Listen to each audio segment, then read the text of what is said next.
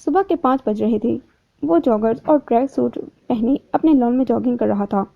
ہلکی ہلکی ٹھنڈی ہوا چل رہی تھی۔ سورج نے آج چھٹی کی تھی۔ آج ابھی بھی کالا بادل تھا۔ رات پھر بارش ہوئی تھی۔ ابھی بھی آسمان پر بجلی چمک رہی تھی۔ آج اس کا موڈ اچھا تھا۔ جاگنگ سے فارغ ہو کر ادھر لان میں لیٹ گیا، اپنے دونوں ہاتھ سر کے نیچے رکھ لیے اور آسمان کو دیکھنے لگا۔ ٹھنڈی ہوا اس کے چہرے پر پڑ رہی تھی۔ اس کے موبائل پر میسج آیا۔ اپنے ٹراؤزر کی جیب میں سے موبائل نکالا اور میسج پڑھا۔ اس میسج کا رپلائی کیا اور گھر آ گیا۔ گھر میں آ کر سیدھا واش روم میں گھس گیا۔ نہا کر باہر آیا تو فوجی ٹراؤزر کے ساتھ سفید رنگ کی ٹی شرٹ پہنی ہوئی تھی۔ گدے سے تولیہ اتار کر اسے کرسی کی پشت پر ڈالا۔ شیشے کے سامنے کھڑے ہو کر بال ٹھیک کیے، اپنی پسندیدہ پرفیوم لگائی اور کچن میں آ گیا۔ فریج سے اپنے لیے جوس، انڈے اور بریڈ نکالے۔ انڈا فرائی کیا، بریڈ کو ٹوسٹر میں ڈالا۔ ناشتہ تیار کر کے ڈائننگ ٹیبل پر بیٹھ گیا اور مزے سے ناشتہ کرنے لگا۔ کھڑکی سے باہر نظر ڈالی تو بارش پھر سے ہونے لگی۔ ناشتہ ختم کرنے کے بعد برتن ڈش واشر میں ڈال دیے، اپنے لیے کافی بنائی اور کچن سے باہر آ گیا۔ کافی کا کپ لے کر اس کمرے میں آیا جہاں وہ بندہ ابھی تک بندھا ہوا تھا۔ دروازہ کھول کر وہ بہت آرام سے اندر داخل ہوا۔ شکاری نے اب اسے بیسمنٹ میں شفٹ کر دیا تھا۔ لائٹ آف تھی، دیواروں پر پینٹ نہیں تھا، صرف سیمنٹ لگا ہوا تھا۔ یہ کمرہ بھی بالکل خالی تھا۔ کمرے کے ایک طرف کچی زمین تھی، وہاں فرش نہیں تھا۔ وہ کرسی پر ٹانگ رکھ کر بیٹھ گیا۔ وہ بیڈ پر بندھا لیٹا ہوا تھا۔ شکاری نے بلب آن کیا اور بلب اس آدمی کے چہرے کے عین اوپر لگا ہوا تھا۔ روشنی سے وہ جاگ گیا اور چلانے لگا۔ تھوڑی دیر بعد اس نے بلب آف کر دیا۔ میں تمہیں گڈ مارننگ کہنے آیا تھا، سوچا ساتھ میں تمہارا حال بھی پوچھ لوں۔ گرم کافی کا سپ لیا، ویسے کافی بہت مزے کی ہے۔ بلب پھر آن کیا۔ کون ہو تم؟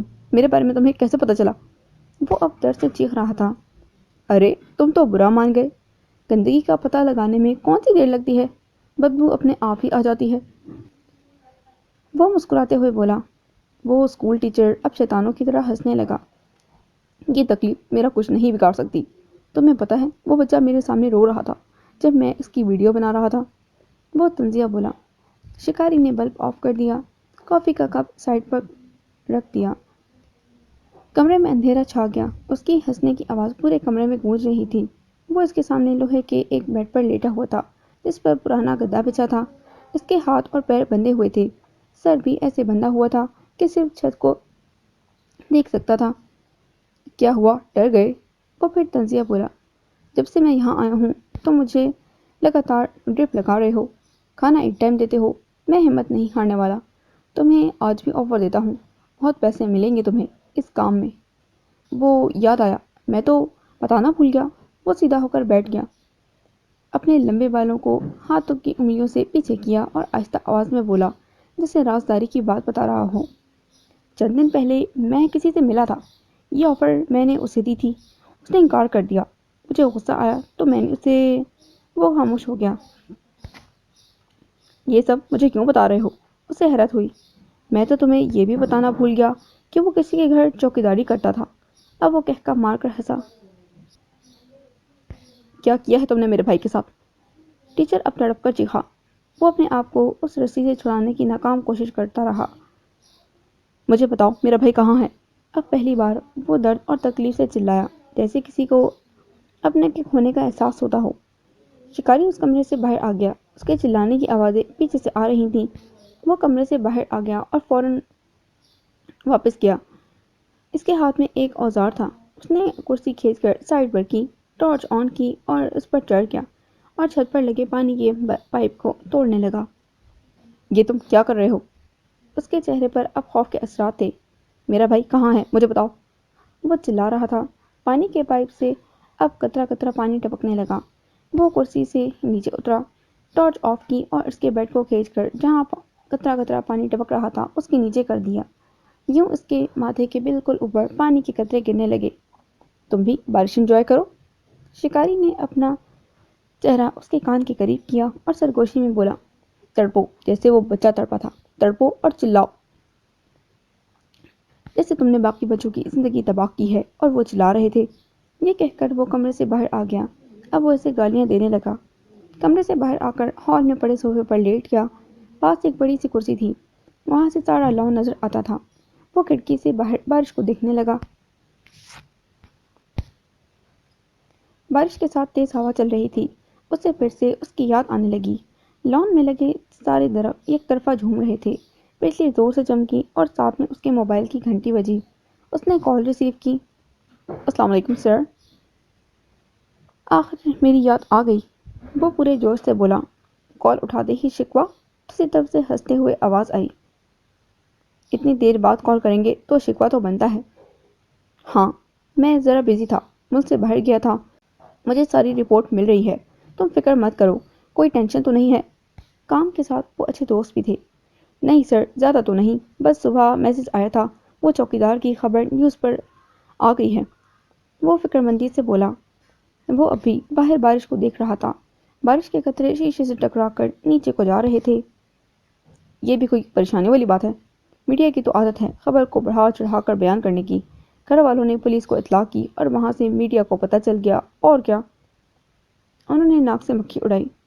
جی سر، تمہیں ایک اور جگہ کا ایڈریس سینڈ کر رہا ہوں، آگے تم بہتر سمجھتے ہو۔ یہ کہہ کر کال کاٹ دی۔ شکاری کو ان کی یہ حرکت بالکل بھی پسند نہیں تھی۔ کام کہہ کر فوراً فون کاٹ دیتے۔ خیر وہ خوش تھا کہ سر سے بات ہو گئی۔ اس نے نقاب کیا اور دوبارہ نیچے بیسمنٹ میں گیا۔ اپنے ساتھ ایک بالٹی لے گیا۔ یہ ٹارچر اس کے لیے کافی تکلیف دہ تھا۔ وہ چیخ رہا تھا۔ نقاب پوش نے اس کا بیڈ سائڈ پر کیا۔ اب بتاؤ کیا حال ہے؟ ہمت ہے کہ ختم ہو گئی؟ اور بالٹی اب اس جگہ پر رکھ دی۔ اس کا چہرہ پانی سے بھیگ چکا تھا۔ وہ ابھی تک نیم بے ہوشی کی حالت میں تھا۔ دماغ گھوم چکا تھا۔ ابھی میں چلتا ہوں، کل ملاقات ہوگی، میرا یہ تحفہ یاد رکھنا۔ اس کمرے سے فوراً نکل گیا۔ اسے نئے مشن کی تیاری کرنا تھی۔ اس کمرے میں اب بالکل خاموشی تھی۔ پانی کی ٹپ ٹپ کی آواز ایک نیا ٹارچر تھی۔ کبھی وہ چیختا، کبھی وہ چلاتا، کبھی اسے گالیاں دیتا، پر سننے والا کون تھا؟ اسے اب احساس ہو رہا تھا کہ تکلیف کیا ہوتی ہے۔ وہ ٹیچر گاؤں سے شہر میں آیا تھا اپنے بھائی کے ساتھ بھاگ کر۔ دونوں وہاں یہ غلط کام کرتے تھے۔ ماں باپ مر چکے تھے۔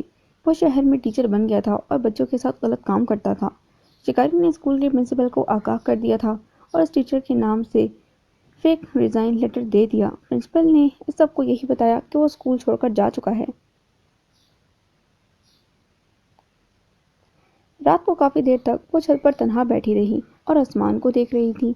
سفید شلوار کے ساتھ آسمانی رنگ کی قمیص پہنی ہوئی تھی۔ بالوں کا جوڑا بنایا ہوا تھا۔ اس کا حلیہ ہمیشہ سادہ ہوتا۔ گھر پر بھی ہمیشہ سر پر دوپٹہ لے کر رکھتی۔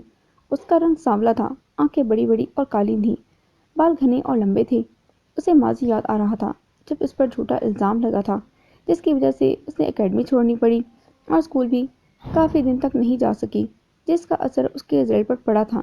اس کے بعد کچھ ایسا ہوا کہ گھر کے فون پر رانگ نمبر سے کال آنے لگی۔ جب فون اٹھاتے تو الماش کا نام لے کر کال کاٹ دیتے۔ یہ سلسلہ کافی دیر تک چلتا رہا۔ تنگ آ کر عظیم بھائی نے فون توڑ دیا۔ اسے یاد آ رہا تھا کہ کیسے ایک بار رات کو بار بار کال آ رہی تھی۔ فون کرنے والا الماش کا نام لے کر کال کاٹ دیتا اور ابا نے پہلی بار اس پر ہاتھ اٹھایا تھا۔ وہ اس رات بھی کتنا روئی تھی، پر کسی نے اس پر یقین نہیں کیا تھا، جس کی وجہ سے وہ اپنے ابا اور بھائیوں سے اور دور ہو گئی تھی۔ وہ کھانا بھی اکیلے میں بیٹھ کر کھاتی۔ اگر خاندان میں کوئی فنکشن یا پارٹی آتی تو گھر پر رہتی۔ ابا اسے صرف سلام کا جواب دیتے۔ دونوں بھائیوں کے لیے جیسے وہ تھی ہی نہیں۔ انکل فرقان کو یہی تھا کہ وہ میٹرک کے بعد کالج نہیں جائے گی، گھر پر رہے گی۔ اس وجہ سے اس کا ایک سال ضائع بھی ہوا تھا، پر دادی امی نے ابا کو منا لیا تھا۔ بڑی مشکل سے اس کا کالج میں آرٹس کے سبجیکٹ میں داخلہ ہوا تھا۔ وہ بالکل بھی خوش نہ تھی۔ آنٹی آمنہ کی بڑی خواہش تھی کہ الماش ڈاکٹر بنے۔ وہ پڑھائی میں لائق بھی بہت تھی۔ اسے بہت تکلیف تھی۔ وہ اپنی ماں کا خواب پورا نہیں کر پائی۔ وہ آج تک نہیں جان پائی اس کے نام سے خط کس نے لکھ کر اس کے بیگ میں ڈالے تھے۔ اس رات گھر سے باہر کون گیا تھا جس کا الزام اس پر آیا تھا، یہ کوئی نہیں جانتا تھا۔ وہ اکیلے میں کتنی بار روئی تھی۔ وہ ابھی بھی رو ہی رہی تھی۔ دادی امی کی آواز دینے پر دوپٹے سے آنسو صاف کیے اور فوراً نیچے کو بھاگی۔ ٹی وی لاؤنج میں سب موجود تھے، اس کی ابا، دونوں بڑے بھائی۔ جب وہ نیچے آئی تو تینوں کی نظر اس پر پڑی۔ وہ سر جھکا کر تیزی سے کچن میں گھس گئی جہاں اس کی دادی امی تھیں۔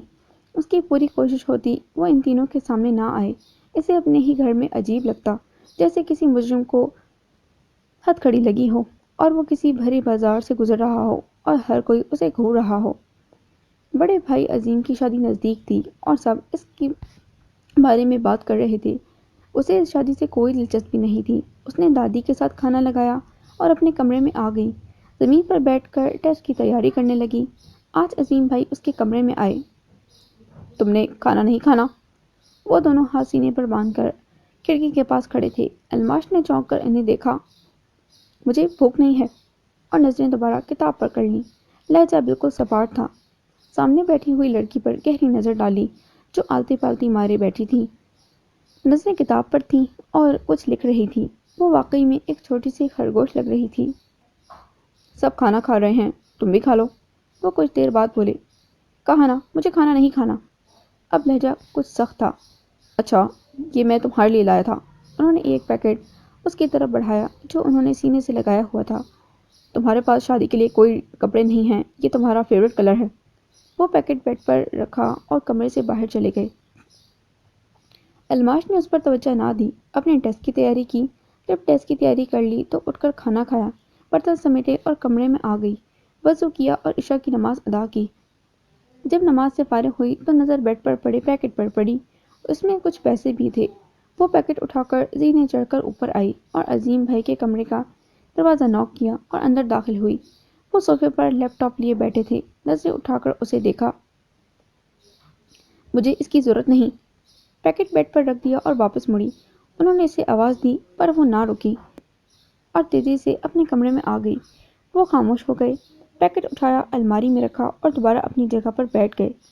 الماش کچن میں آئی، دودھ گرم کیا، اپنی دادی کو دیا اور اپنے کمرے میں آ گئی۔ لائٹ آف کی اور بیڈ پر چادر لے کر لیٹ گئی۔ کھڑکی سے چاند کی روشنی اندر آ رہی تھی۔ گملے میں لگے پھولوں کی خوشبو بھی ہر طرف پھیلی ہوئی تھی۔ اپنی ماں کو یاد کرنے لگی۔ اگر ماما زندہ ہوتی تو بھائی کی شادی پر کتنا خوش ہوتی۔ یہ عظیم بھائی کی پسند کی شادی تھی۔ صبح اٹھی، معمول کے مطابق تیار ہوئی، بڑی سی چادر اوڑھی، وین میں بیٹھی اور کالج کے لیے روانہ ہوئی۔ کالج میں اس نے کبھی بھی کسی سے دوستی نہیں کی تھی۔ اس کے ساتھ وین میں ایک مس کالج جاتی تھیں، کافی ینگ تھیں۔ حال ہی میں انہوں نے کالج میں ٹیچنگ شروع کی تھی۔ مس پریگننٹ تھی اور کالج میں فزکس پڑھاتی تھیں۔ الماس نے ان سے دوستی کر لی تھی۔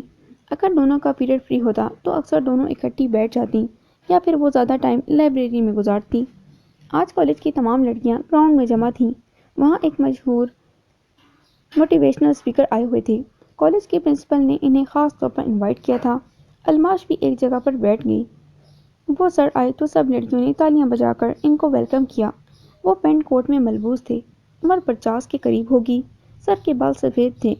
سلام کیا اور اپنی گفتگو کا آغاز کیا۔ مجھے بہت خوشی ہوئی ہے کہ آپ کی پرنسپل نے مجھے یہاں بلایا ہے تاکہ میں آپ کی کچھ رہنمائی کر سکوں۔ میری پیاری بیٹیوں، میری کچھ باتیں ہمیشہ یاد رکھنا، یہ باتیں ہمیشہ آپ کے کام آئیں گی۔ گراؤنڈ میں مکمل خاموشی چھا گئی۔ درخت پر بیٹھی چڑیوں کے چہچہانے کی آوازیں آنے لگیں۔ الماش نے اپنے بیگ سے کاپی اور پین نکال لیا اور بہت غور سے لیکچر سننے لگی۔ پہلی بات، زندگی میں کبھی ہمت نہ ہارنا۔ زندگی میں بہت سی تکلیفیں اور مصیبتیں آئیں گی، ان سے ڈرنا مت۔ اللہ کی ذات پر ہمیشہ بھروسہ رکھنا، وہ ذات بہت غفور الرحیم ہے۔ وہ ذات دے کر بھی آزماتی ہے اور لے کر بھی آزماتی ہے۔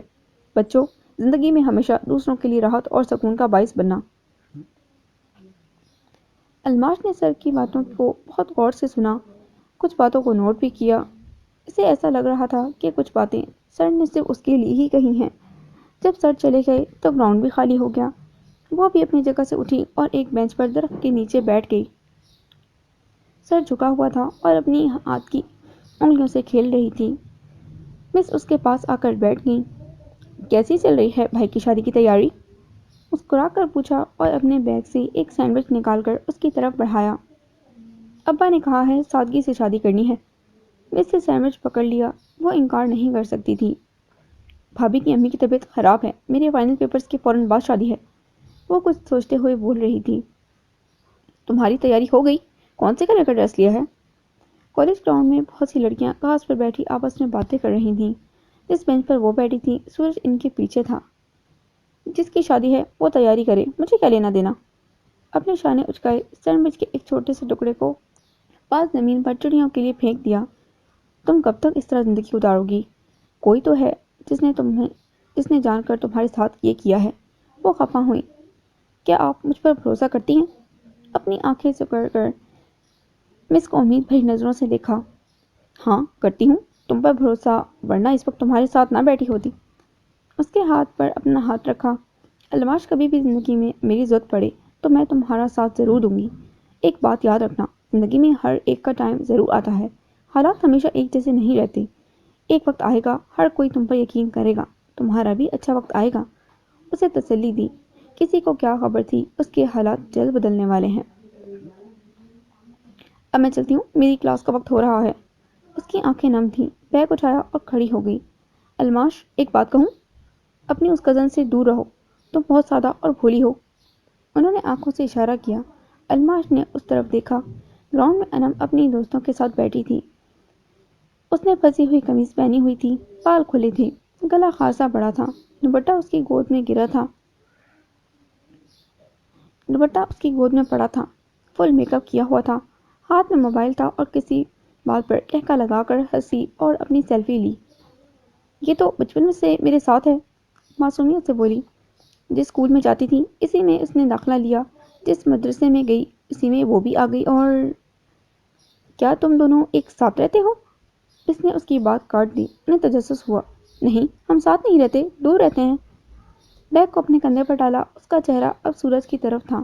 بس ابھی بھی گراؤنڈ میں بیٹھی لڑکی کو دیکھ رہی تھی۔ اس کی امی کو اپنے بچوں پر زیادہ ٹائم دینا اچھا نہیں لگتا۔ کافی امیر لوگ ہیں، خاندان کا جو بچہ اچھے اسکول جا رہا ہو وہاں اپنے بچوں کو بھیج دیا، خود وہ پارٹیز میں مصروف ہوتی ہیں۔ اب میں چلتی ہوں، پھر ملاقات ہوگی۔ وہ وہاں سے چلی گئی۔ مس کو اس کے لیے بہت برا لگا، پر وہ کچھ نہیں کر سکتی تھی۔ الماش بہت پیاری بچی تھی۔ اس نے کالج میں بھی ہر وقت اپنے سر پر بڑی سی چادر لی ہوتی تھی۔ اسے کالج سے لیپ ٹاپ ملا تھا۔ اسی دن اس کے بھائیوں نے اس سے یہ لے لیا تھا۔ گھر پر ٹی وی تھا، پر اسے دیکھنے کی اجازت نہیں تھی۔ موبائل کا تو سوال ہی پیدا نہیں ہوتا۔ بھائیوں کی طرف سے اجازت ہی نہیں تھی، نہ ہی کوئی دوست بنایا تھا اور نہ ہی کہیں جانے کی اجازت تھی۔ اسے تو شاید پاکٹ منی بھی نہیں ملتی تھی۔ وہ سخت ٹینشن والی زندگی جی رہی تھی جس میں صرف پابندیاں ہی پابندیاں تھیں۔ مس اس کے لیے بس دعا کر سکتی تھیں۔ ان کی بھی کلاس شروع ہونے والی تھی۔ وہ بھی اٹھ کر وہاں سے چلی گئیں۔ پرسوں سے چھٹیاں ہو رہی تھیں، اس کے بعد پیپرز ہونے تھے۔ مس کو کیا پتا تھا کہ یہ ان دونوں کی آخری ملاقات ہے۔ سڑک پر ٹریفک جام تھی، ہر کسی کی نظر ٹریفک لائٹ پر تھی۔ ادھر سب بتی جلی، ادھر سب گاڑیوں نے دوڑ لگا دی، جیسے چھوٹے بچے گھنٹی کی آواز سن کر کلاس روم سے خوشی خوشی باہر بھاگتے ہیں، ویسی حالت ٹریفک میں پھنسے لوگوں کی ہوتی ہے۔ وہ بھی بائک پر سوار تھا، یونیورسٹی سے واپس آ رہا تھا، سر پر ہیلمٹ تھا، بار بار نظر کلائی پر پہنی گھڑی پر جاتی، جینس کی پینٹ کے ساتھ سفید رنگ کا کرتا پہنا ہوا تھا۔ جیسے ہی سگنل کھلا بائک کو کک ماری اور تیزی سے مختلف گاڑیوں کو پیچھے چھوڑتا ہوا آگے کو نکل گیا۔ راستے میں ایک شاپ پر رکا، اپنے لیے کچھ کھانے کا سامان لیا اور گھر کے لیے روانہ ہوا۔ بائک گھر کے باہر روکی، جیب سے چابی نکالی، گیٹ کھولا اور اندر داخل ہوا۔ سامان کچن میں ڈائننگ ٹیبل پر رکھ دیا، ہیلمٹ اتار کر کرسی پر رکھا، فریج سے جوس نکالا اور ٹی وی ہال میں آ گیا۔ اے سی آن کیا اور صوفے پر ٹانگ رکھ کر بیٹھ گیا، بالوں پر ہاتھ پھیرا اور مزے سے جوس پینے لگا۔ کچھ دیر آرام کرنے کے بعد گلاس کچن میں رکھا، اپنا لایا ہوا کھانا مائکرو ویو میں گرم کیا، گرم کھانا میز پر رکھا، جیب سے موبائل نکالا، نیوز چینل لگایا اور کھانا کھانے لگا۔ کھانے سے فارغ ہو کر بیسمنٹ کا چکر لگایا۔ وہ اب تک بے ہوش پڑا تھا، پہلے سے کچھ کمزور تھا۔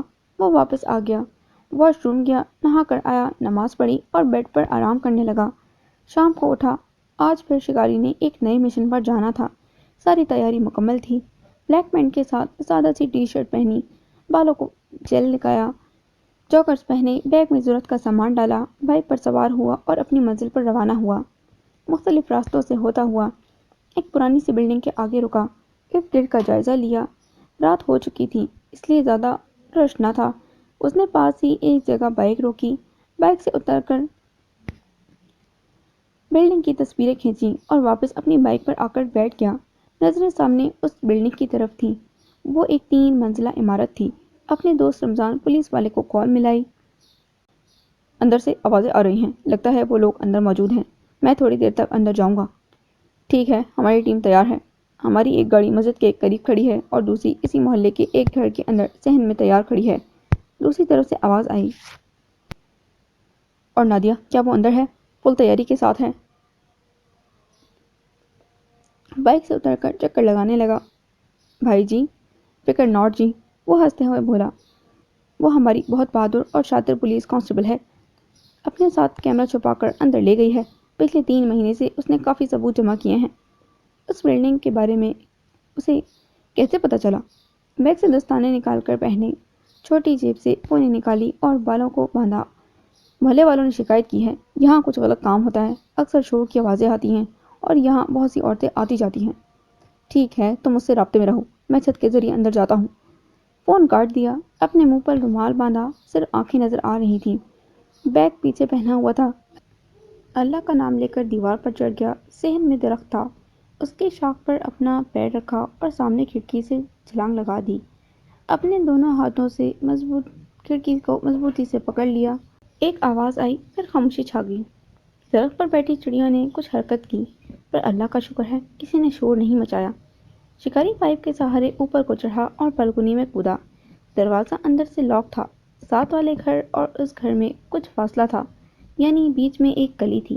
وہ بالکنی کی ریلنگ پر چڑھا، ساتھ والے گھر کے اے سی یونٹ پر چھلانگ لگائی اور پھر واپس اسی بلڈنگ پر ایک کھڑکی پر چھلانگ لگا دی۔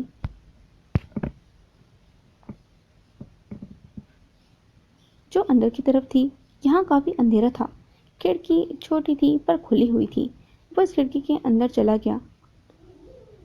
اندر کمرے میں کافی اندھیرا تھا۔ اپنی ٹارچ آن کی۔ وہ ایک اسٹور روم تھا۔ اس کمرے میں کافی زیادہ دوائیاں پڑی ہوئی تھیں۔ بو بھی کافی آ رہی تھی۔ اس نے آرام سے دروازہ کھولا۔ یہ دوسری منزل تھی۔ سامنے والے کمرے کی لائٹ آن تھی۔ وہاں کچھ عورتیں تھیں۔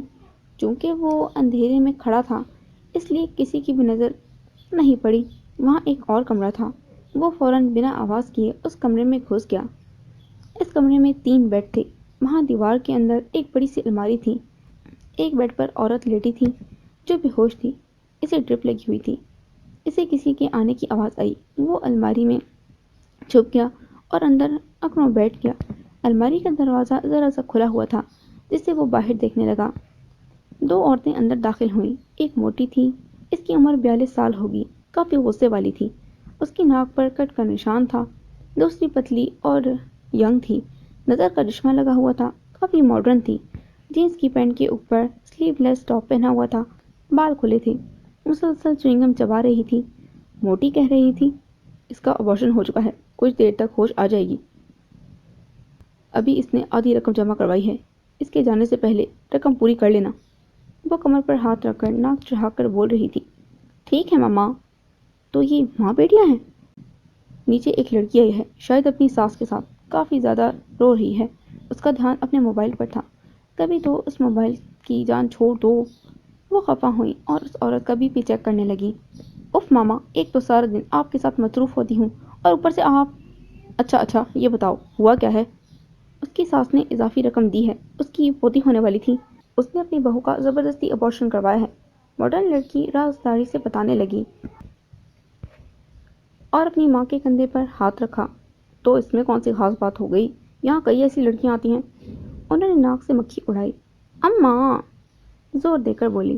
اس کی ساس نے اضافی رقم ڈاکٹر جمیلہ کو اس لیے دی تھی تاکہ اس کی بہو کبھی ماں نہ بن سکے۔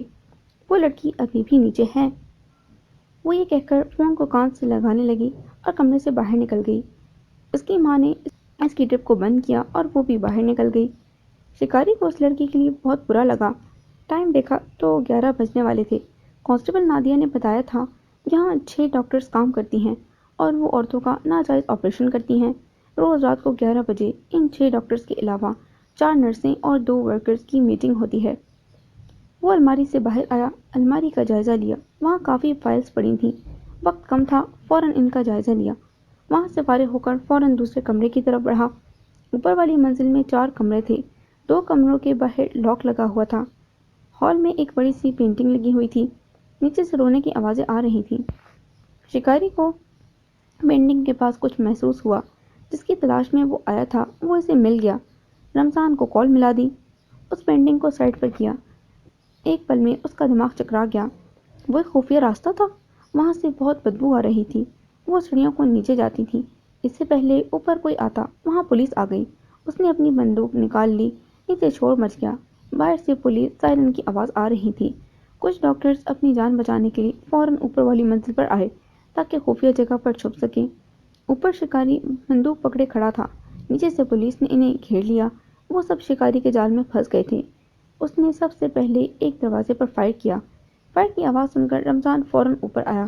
شکاری اس کمرے میں داخل ہوا، لائٹ آن کی، رمضان بھی آ گیا۔ وہاں نادیہ بیڈ پر بے ہوش پڑی تھی۔ رمضان نے دوسری فیمیل کانسٹیبل کو آواز دی۔ انہیں شاید نادیہ پر شک ہوا تھا، اور دوسری طرف اس پینٹنگ کے پیچھے سے بہت گندی بو پھیل رہی تھی۔ لگتا ہے وہ ابارشن کر کے سب کچھ نیچے بیسمنٹ میں دفناتے تھے۔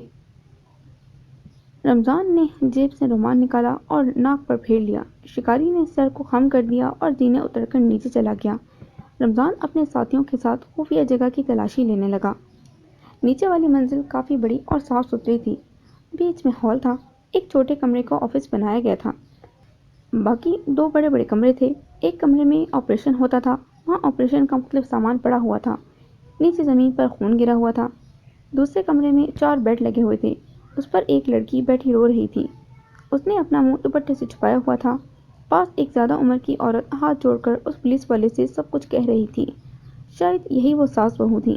تمام جعلی کام کرنے والوں کو گرفتار کر لیا گیا تھا۔ ان سب کو ہتھکڑی لگی ہوئی تھی۔ وہی موٹی عورت دھمکیاں دے رہی تھی، باقی رو کر اپنی بے گناہی کا ثبوت دے رہے تھے۔ شکاری آفس میں گیا، کرسی پر بیٹھا اور کمپیوٹر سے ان کی انفارمیشن ثبوت کے طور پر نکالنے لگا۔ ان سب کو باہر لے کر جایا جا رہا تھا۔ میرا اس دنیا میں کوئی نہیں ہے، اللہ کے واسطے مجھے یہاں سے جانے دیں۔ اس لڑکی کے رونے کی آواز آ رہی تھی، وہ بہت تکلیف اور درد میں لگ رہی تھی۔ شکاری کو اس لڑکی کے لیے نہ جانے کیوں برا لگا۔ ایک پولیس والے کو بلایا۔ کیا ہوا ہے؟ نظریں کمپیوٹر اسکرین پر تھیں۔ کیا ہونا ہے سر؟ پہلے ایسے غلط کام کرتی ہیں، پھر رونے لگتی ہیں۔ وہ لاپرواہی سے بولا۔ سر، اس بیچاری کا آپریشن ہوا ہے، کافی درد میں ہے۔ فیمیل کانسٹیبل اندر آئی، غصے سے اس پولیس والے کو دیکھ کر بولی۔ ان دونوں عورتوں کو جانے دو۔ اس نے اسکرین سے نظریں اٹھا کر اس پولیس والے کو گھور کر دیکھا۔ مگر سر وہ رمضان کو بلاؤ۔ شکاری نے اس کی بات کاٹ دی۔ وہ فوراً وہاں سے نکل گیا۔ بات نہ ماننے کے علاوہ اس کے پاس کوئی اور چارہ نہ تھا۔ نادیہ کیسی ہے؟ اپنی جگہ پر کھڑا ہوا۔ اب بہتر ہے، اسے ہوش آ گیا ہے۔ اس نے اپنے سر کو خم کیا اور فوراً آفس سے نکل گیا۔ جانتا تھا کچھ دیر میں میڈیا کے لوگ وہاں پہنچ جائیں گے۔ ان سب مجرموں کو گاڑی میں بٹھایا جا رہا تھا۔ ارد گرد اب لوگ اکٹھے ہو رہے تھے۔ وہ فوراً وہاں سے نکل گیا۔ گلی کے کونے پر پہنچا تو اپنی بائک پر سوار ہوا۔ اس کی بائک درخت کے نیچے کھڑی تھی، وہاں اندھیرا تھا۔ پاس ایک رکشہ رکا۔ وہ لڑکی اپنی ساس کے ساتھ اس رکشے میں بیٹھ رہی تھی۔ رکشہ اسٹریٹ لائٹ کے نیچے کھڑا تھا۔ اس نے بائک میں چابی ڈالی۔ اس لڑکی پر نظر پڑی۔ اس کی حالت کافی خراب لگ رہی تھی، وہ رو رہی تھی۔ ایسے لگ رہا تھا وہ اس عورت کی قید میں ہے۔ اس کی اس حالت پر بھی اسے ترس نہیں آ رہا تھا۔ وہ اسے برا بھلا کہہ رہی تھی۔ اس لڑکی نے گھٹنوں پر اپنا سر رکھ لیا۔ رکشہ بائک کے پاس سے گزرا۔ ایک پل وہ اس کے پاس سے گزری۔ شکاری کی اس کے ہاتھ پر نظر پڑی، وہاں زخم کے نشانات تھے۔ اس نے اپنی بائک سٹارٹ کی اور گلیوں سے ہوتا ہوا وہاں سے نکل گیا۔ اس عورت پر غصہ آیا۔ ایک بار دل کیا ان کا پیچھا کرنے کو، پر وہ کیا کر سکتا تھا؟ سڑکیں اب بالکل خالی ہو چکی تھیں، اس لیے جلد گھر پہنچ گیا۔ گھر آ کر نقاب اتارا، بیگ زمین پر پھینک دیا، کافی مشین سے اپنے لیے کافی بنائی، ٹی وی لاؤنج میں آیا، صوفے پر اپنی ٹانگ پر ٹانگ رکھ کر لیٹ گیا، کافی کا کپ زمین پر رکھ دیا اور چھت کو گھورنے لگا۔ کچھ دیر بعد جیب سے موبائل نکالا اور فلک کو کال ملائی۔ تیسری بیل پر فون اٹھا لیا۔ آج کہاں شکار کیا؟ آواز بالکل فریش تھی۔ نہ پوچھو، بہت برا تجربہ تھا۔ وہ صوفے پر چوکرز پہنے لیٹا تھا، چھت کو گھور رہا تھا، ساتھ ہی اپنی ٹانگ ہلا رہا تھا۔ بس یہ سمجھو قصائیوں کا راج تھا اور معصوم جانیں قربان ہو رہی تھیں۔ اپنی عمر سے بڑے کام کرو گے تو ایسا ہوگا۔ خیر، میں تفصیلات نہیں پوچھوں گی، یہ بتاؤ ہوا کیا ہے؟ وہاں ایک لڑکی تھی، کیا نام تھا؟ تمہیں پسند ہے؟ اس کی بات کاٹ کر فوراً خوشی سے بولی۔ اگر میری بات سن لیتی تو آپ کی اطلاع کے لیے عرض ہے، وہ شادی شدہ ہے۔ جتا کر اونچی آواز میں بولا، اچھا۔ اسے افسوس ہوا، اس کی ساس نے زبردستی اس کا ابارشن کروایا ہے کیونکہ اس کی پوتی ہونے والی تھی۔ ہاں تو انہیں لڑکا چاہیے ہوگا، لاپرواہی سے بولی۔ یہ تو ظلم ہے، اس کے شوہر اور اس کے ماں باپ یا بہن بھائی کسی نے اس کی مدد نہیں کی۔ زمین سے کافی کا کپ اٹھایا اور ایک سپ لیا، اس سے کچھ راحت ملی۔ اللہ اس پر رحم کرے، ہو سکتا ہے اس کے میکے والوں کو پتہ نہ ہو یا پھر وہ کمزور ہوں، اور رہی بات شوہر کی، وہ اپنی ماں کے ساتھ ہوگا۔ شرط ٹھیک کہتی ہو۔ اتنے میں اسے بچے کے رونے کی آواز آئی۔ فلک نے اسے گود میں اٹھا لیا تو وہ خاموش ہو گیا۔ میں اب بعد میں بات کروں گی، تمہارا لاڈلا اٹھ گیا ہے، اور کال کاٹ دی۔ وہ اپنی کافی پینے لگا، تبھی موبائل پر میسج آیا۔ فلک کے بیٹے کی تصویریں تھیں، وہ ان تصویروں کو دیکھ کر مسکرانے لگا۔ کافی ختم کی، بیگ لے کر اپنے کمرے میں آیا۔ بیگ ٹیبل پر رکھا، اس سے میموری کارڈ نکال کر لیپ ٹاپ سے لگایا، الماری سے کپڑے نکالے، چوکرز اتارے اور واش روم میں گھس گیا۔ تھوڑی دیر بعد واپس آیا تو سادہ سے ٹراؤزر پینٹ میں ملبوس تھا۔ کرسی کھینچی اور اپنے لیپ ٹاپ کے آگے بیٹھ گیا اور اس میموری کارڈ کے ڈیٹا کو دیکھنے لگا۔ اس میں ان کے بینک کی تفصیلات تھیں، وہ ان کی اور معلومات نکالنے لگا۔ اس کارڈ میں ان کے ہر پیشنٹ کی معلومات تھیں، تصویریں بھی تھیں جنہوں نے یہاں سے ابورشن کروایا تھا۔ اس لڑکی کے بارے میں زیادہ تفصیل نہیں تھی، شاید وہ آج ان کی آخری پیشنٹ تھی۔ اس کی تصویر نہیں تھی۔ اس نے اپنے دونوں ہاتھ سر کے پیچھے رکھ کر ٹانگ پر ٹانگ رکھ کر کرسی کے پشت سے ٹیک لگا لی اور ان فائلز کو پڑھنے لگا جن پر ان کی پرسنل اور خفیہ باتیں تھیں۔ سردی کا زور کوئٹہ میں بڑھ گیا۔ کل ساری رات بھی ٹھنڈی ہواؤں کے ساتھ برف پڑتی رہی۔ لوگ سردی سے بچنے کے لیے اپنے گھروں میں آگ جلا کر بیٹھے ہوئے تھے۔ عریش بھی اپنے بیڈ پر بیٹھ کر رضائی اوڑھے کتاب پڑھ رہا تھا۔ اس کی کلاسز ایک ہفتے سے شروع ہو چکی تھیں۔ وہ پڑھائی میں کافی بزی ہو چکا تھا۔ جب سے یہاں آیا تھا اس کی ایک بار بھی اپنے گھر والوں سے بات نہیں ہوئی تھی۔ اپنی ماں کی اسے بہت یاد آتی تھی، پر وہ گھر فون نہیں کرنا چاہتا تھا کیونکہ سب اسے مجرم سمجھتے تھے۔ تو فون کرنے کا کیا فائدہ جب کسی نے اس پر بھروسہ نہیں کیا۔ اس کا دروازہ ناک ہوا، اپنے بستر سے اٹھ کر دروازہ کھولا۔ سامنے ایک لڑکا کھڑا تھا، وہ اس کا سینئر تھا۔ اس نے کالے رنگ کی شلوار قمیص پہنی ہوئی تھی، سر پر ٹوپی اور شال اوڑھی ہوئی تھی۔ وہ کافی لمبا اور چوڑا انسان تھا، ہلکی سی داڑھی تھی اور آنکھیں کافی روبدار تھیں۔ عریش کو اسے یہاں دیکھ کر حیرت ہو رہی تھی۔ اس نے اسے اکثر یونیورسٹی میں دیکھا تھا اور وہ ہمیشہ عریش کو سلام کرتا۔ اسے یاد آیا کہ ایک دن پہلے یونیورسٹی کے ایک گروپ نے اس کے ساتھ شرارت کرنے کی کوشش کی تھی، تو اس کے رعب سے سب وہاں سے بھاگ گئے تھے۔ آپ کون؟ کس سے ملنا ہے؟ وہ ابھی بھی شوق میں تھا، رک رک کر سوال کیا۔ واہ کیا بات ہے! وہ ہنسنے لگا اور اسے پیچھے دھکا دے کر اندر کمرے میں آ گیا۔ میرا گھر اور مجھ سے سوال؟ وہ اندر آ کر بیڈ پر آرام سے بیٹھ گیا۔ عریش ابھی بھی دروازے کے پاس کھڑا تھا، وہ اس کو حیرت سے دیکھ رہا تھا۔ اس شخص کے لہجے میں محبت اور اپنائیت تھی۔ آپ نے اپنا تعارف نہیں کروایا؟ اس نے بالکل ایک چھوٹے بچے کی طرح معصومیت سے پوچھا۔ بیٹا ادھر آ کر بیٹھ جاؤ، دروازہ بند کر دو، باہر سے بہت ٹھنڈ آ رہی ہے۔ اسے ہاتھ سے اپنے پاس آنے کا اشارہ کیا۔ وہ ابھی ادھر ہی کھڑا تھا کہ بابا جی کی بیگم ٹرے میں چائے کے ساتھ کھانے کے لیے بھی کچھ لے آئیں۔ یہ لو بیٹا۔ وہ ڈش عریش کی طرف بڑھائی، اس نے فٹ سے وہ ڈش پکڑ لی۔ تم دونوں کی ملاقات ہو گئی؟ وہ مسکرا کر پوچھنے لگی۔ نہیں امی۔ بیڈ پر بیٹھا شخص کھڑا ہوا اور شکایتی انداز میں بولا۔ وہ تو مجھے حیرت سے ایسے دیکھ رہا جیسے میں کوئی بھوت ہوں۔ وہ ہنسنے لگا۔ ارے عریش، یہ میرا بیٹا ہے، عمران احمد۔ انہوں نے مسکرا کر تعارف کروایا۔ عریش ہاتھوں میں ڈش پکڑے بیچ میں کھڑا دونوں کو دیکھنے لگا۔ اماں وہاں سے چلی گئیں تو عمران احمد نے دروازہ بند کیا، اس کے ہاتھ سے ٹرے لے کر بیڈ پر رکھ دی اور خود رضائی کو سائڈ پر کر کے آلتی پالتی مار کر بیڈ پر بیٹھ گیا۔ یار تمہارے چکر میں چائے ٹھنڈی ہو گئی۔ ٹرے سے نمکو اٹھا کر کھانے لگا۔ عریش بھی اب پاس آ کر بیٹھ گیا۔ عمران احمد نے اس کی طرف چائے کا کپ بڑھایا۔ آپ نے پہلے کیوں نہیں بتایا کہ آپ بابا جی کے بیٹے ہیں؟ اس نے وہ چائے کا کپ لے لیا۔ یار مجھے نا ہائیڈ اینڈ سیک کھیلنے کا بہت شوق ہے۔ چائے کا سپ لیا۔ ویسے میں ایک ہفتے پہلے آیا تھا، کچھ کام سے دوسرے شہر گیا ہوا تھا، واپس آیا تو دیکھا تم نے میرے کمرے پر قبضہ کر لیا ہے۔ اپنے شانے اچکائے عریش سیدھا ہو کر بیٹھ گیا۔ اسے شرمندگی ہونے لگی، وہ زمین پر دیکھنے لگا۔ عمران احمد نے بلند آواز میں کہکا لگایا۔ یار تم تو بہت جلد سیریس ہو جاتے ہو، میں مذاق کر رہا تھا، میرا کمرہ اوپر والے فلور پر ہے، چائے پی لو پھر دکھاتا ہوں، اور تیار ہو جاؤ، تم کو ایک جگہ پر لے کر جانا ہے۔ آپ شام کو کیا کوئی جاب کرتے ہیں؟ آپ یونیورسٹی میں اپنے کچھ دوستوں سے بات کر رہے تھے۔ خالی چائے کا کپ ٹرے میں رکھا۔ ہاں صحیح سنا تم نے، میری ایک چھوٹی سی بک شاپ ہے ادھر پاس میں ہی، وہاں ایک مسئلہ ہو گیا ہے، راستے میں بتاؤں گا۔ وہ اپنی جگہ سے اٹھ گیا۔ آؤ تمہیں اپنا کمرہ دکھاتا ہوں۔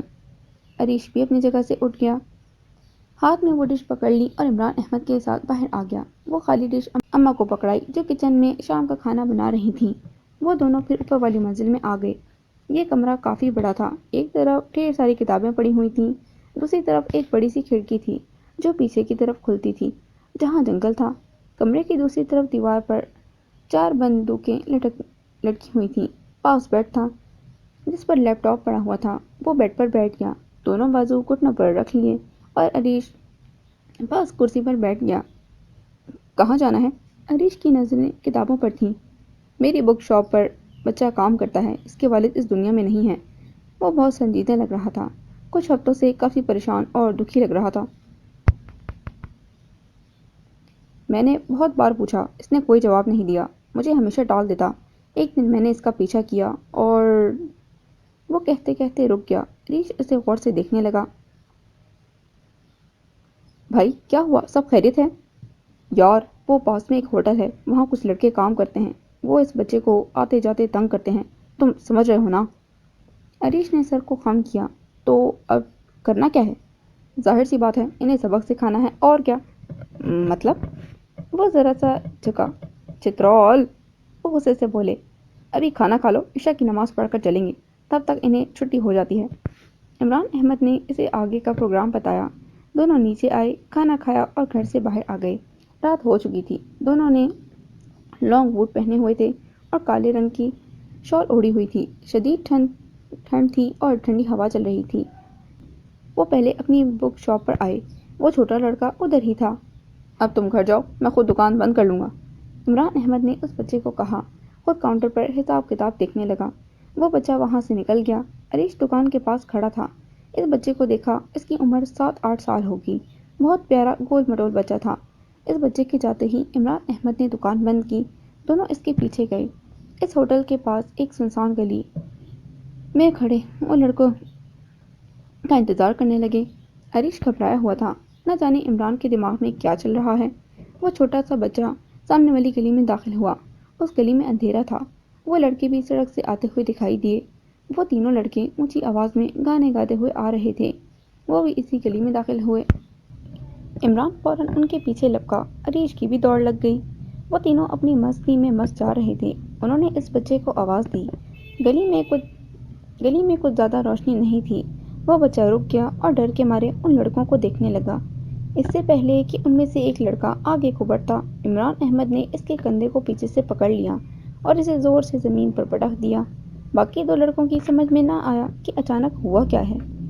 اس سے پہلے کہ ان کی سمجھ میں کچھ آتا، عمران نے دوسرے لڑکے کے منہ پر ایک زوردار مکہ دے مارا اور وہ ادھر ہی زمین پر گر گیا۔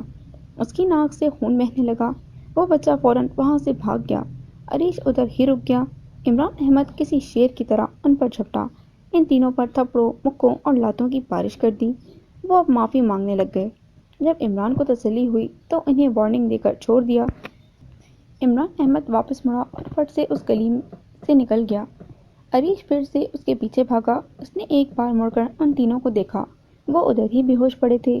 ان میں سے ایک لنگڑاتا ہوا وہاں سے بھاگنے کی کوشش کر رہا تھا۔ عریش عمران کے پیچھے بھاگا۔ برف میں اس کے پیر دھنستے جا رہے تھے۔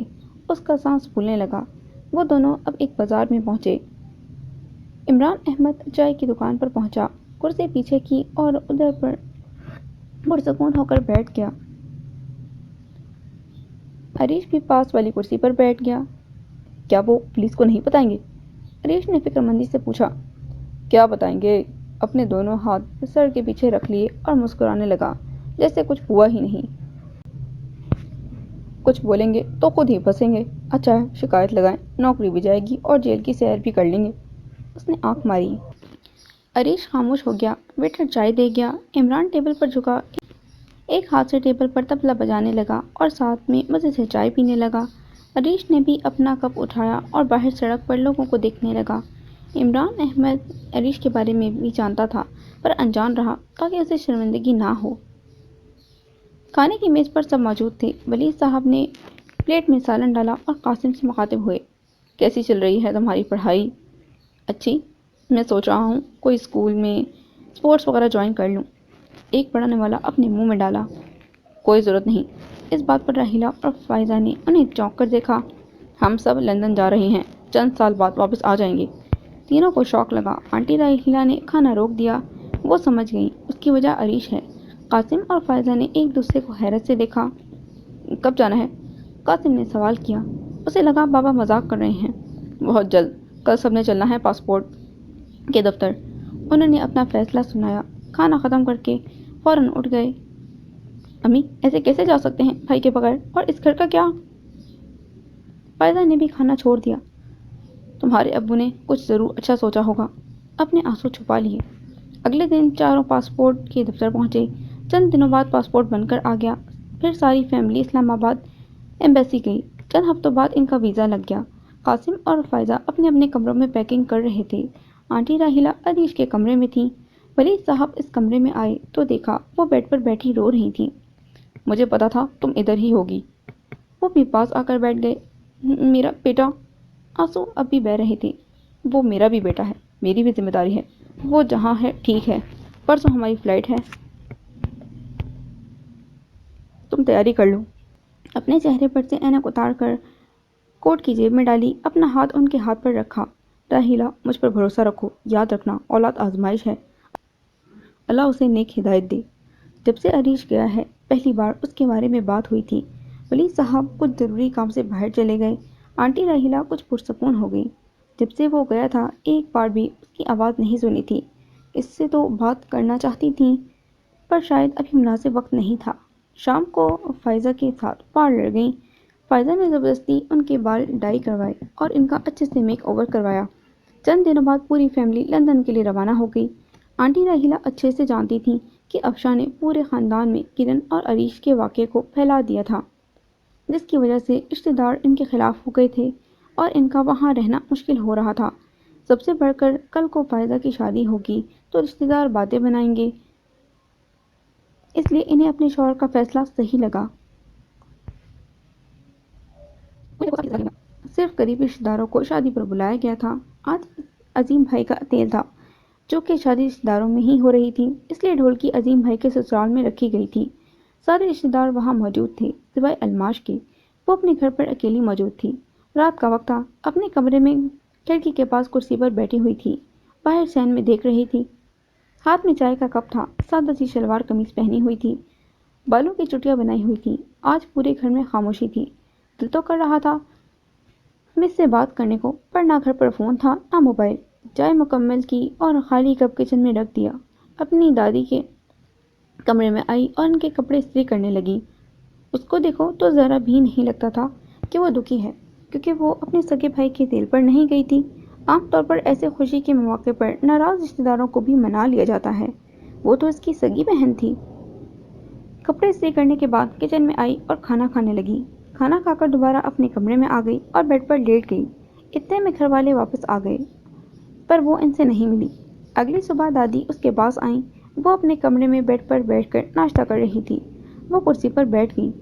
تم نے آج اپنے بھائی کی شادی پر ضرور آنا ہے۔ میں نے کل تمہاری بات مان لی تھی پر آج نہیں مانوں گی، کل سب تمہارا پوچھ رہے تھے۔ وہ خفا ہوئی۔ اچھا، کون پوچھ رہا تھا؟ وہ طنزیہ مسکرائی۔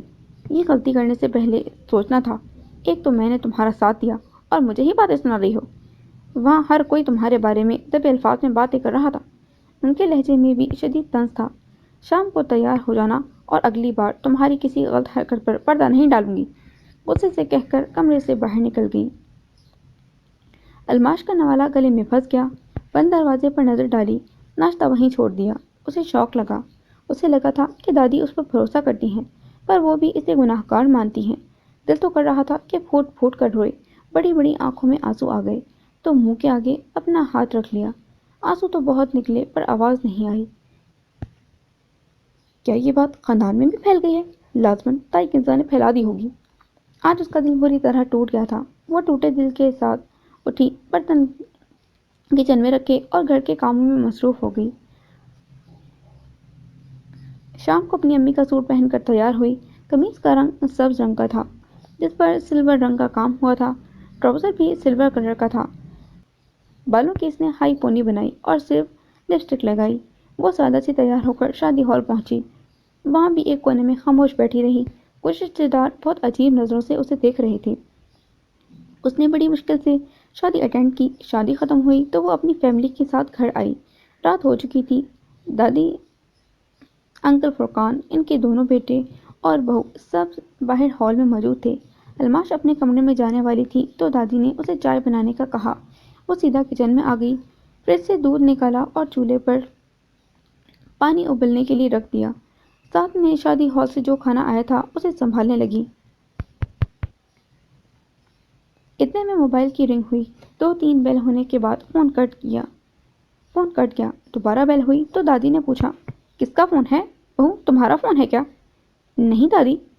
اس نے فوراً اپنے بیگ سے موبائل نکال کر دیکھا۔ اس کا موبائل بند تھا۔ یہ میرے موبائل کی رنگ ٹون نہیں، پھر کس کا بول رہا ہے فون؟ وہ غصہ ہوئی۔ سب حیران تھے کہ سب کے موبائل بند ہیں تو آواز کہاں سے آ رہی ہے۔ ان سب سے انجان وہ آرام سے کچن میں چائے بنا رہی تھی۔ 1 منٹ، سب خاموش ہو جاؤ۔ علیم کھڑا ہوا اور ہاتھ کے اشارے سے سب کو خاموش رہنے کو کہا۔ سب ادھر ادھر دیکھنے لگے۔ یہ آواز تو الماش کے کمرے سے آ رہی ہے۔ کمرہ پاس تھا۔ وہ اس کمرے میں آیا۔ عظیم بھائی بھی پیچھے آ گئے۔ کمرے میں دیکھا تو بیڈ پر ایک بڑا سا گفٹ پڑا ہوا تھا جو لال رنگ کے کور میں پیک تھا۔ پاس گلاب کے پھول پڑے ہوئے تھے۔ پھولوں کی خوشبو پورے کمرے میں پھیلی ہوئی تھی۔ موبائل کی رنگ ابھی بھی جاری تھی۔ ابو جی، ذرا یہاں آنا۔ علیم نے فٹ ابا کو آواز دی۔ انکل فرقان بھی کمرے میں آ گئے۔ وہ تینوں الماش کے کمرے میں کھڑے ایک دوسرے کو حیرت سے دیکھ رہے تھے۔ علیم نے موبائل اٹھایا تو سامنے ایک میسج تھا۔ دادی نے دروازے میں آ کر دیکھا۔ عظیم بھائی نے گفٹ کے اوپر سے کارڈ اتار کر پڑھا جس پر لکھا تھا، مائی ڈیئر الماش۔ اس نے غصے سے ابا اور علیم کو دیکھا اور وہ کارڈ اپنی انگلیوں میں مروڑ دیا۔ علیم نے بلند آواز میں وہ میسج پڑھا، الماش میری محبت، یہ گفٹ تمہارے لیے ہے۔ کل شام کو کتنا مزہ آیا تھا جب ہم ساتھ تھے۔ یہ موبائل تمہارے لیے ایک چھوٹا سا گفٹ ہے۔ اس میسج کو پڑھتے ہی تینوں غصے سے پاگل ہو گئے۔ ان تینوں کا پارا ہائی ہو گیا۔ دادی جو دروازے میں کھڑی تھی فوراً پیچھے ہوئیں۔ ادھر الماش چائے کے کپ ٹرے میں رکھ کر باہر لائی۔ وہ ابھی بھابھی کو چائے دے ہی رہی تھی کہ علیم اس کی طرف لپکا اور ایک زوردار تماچا دے مارا۔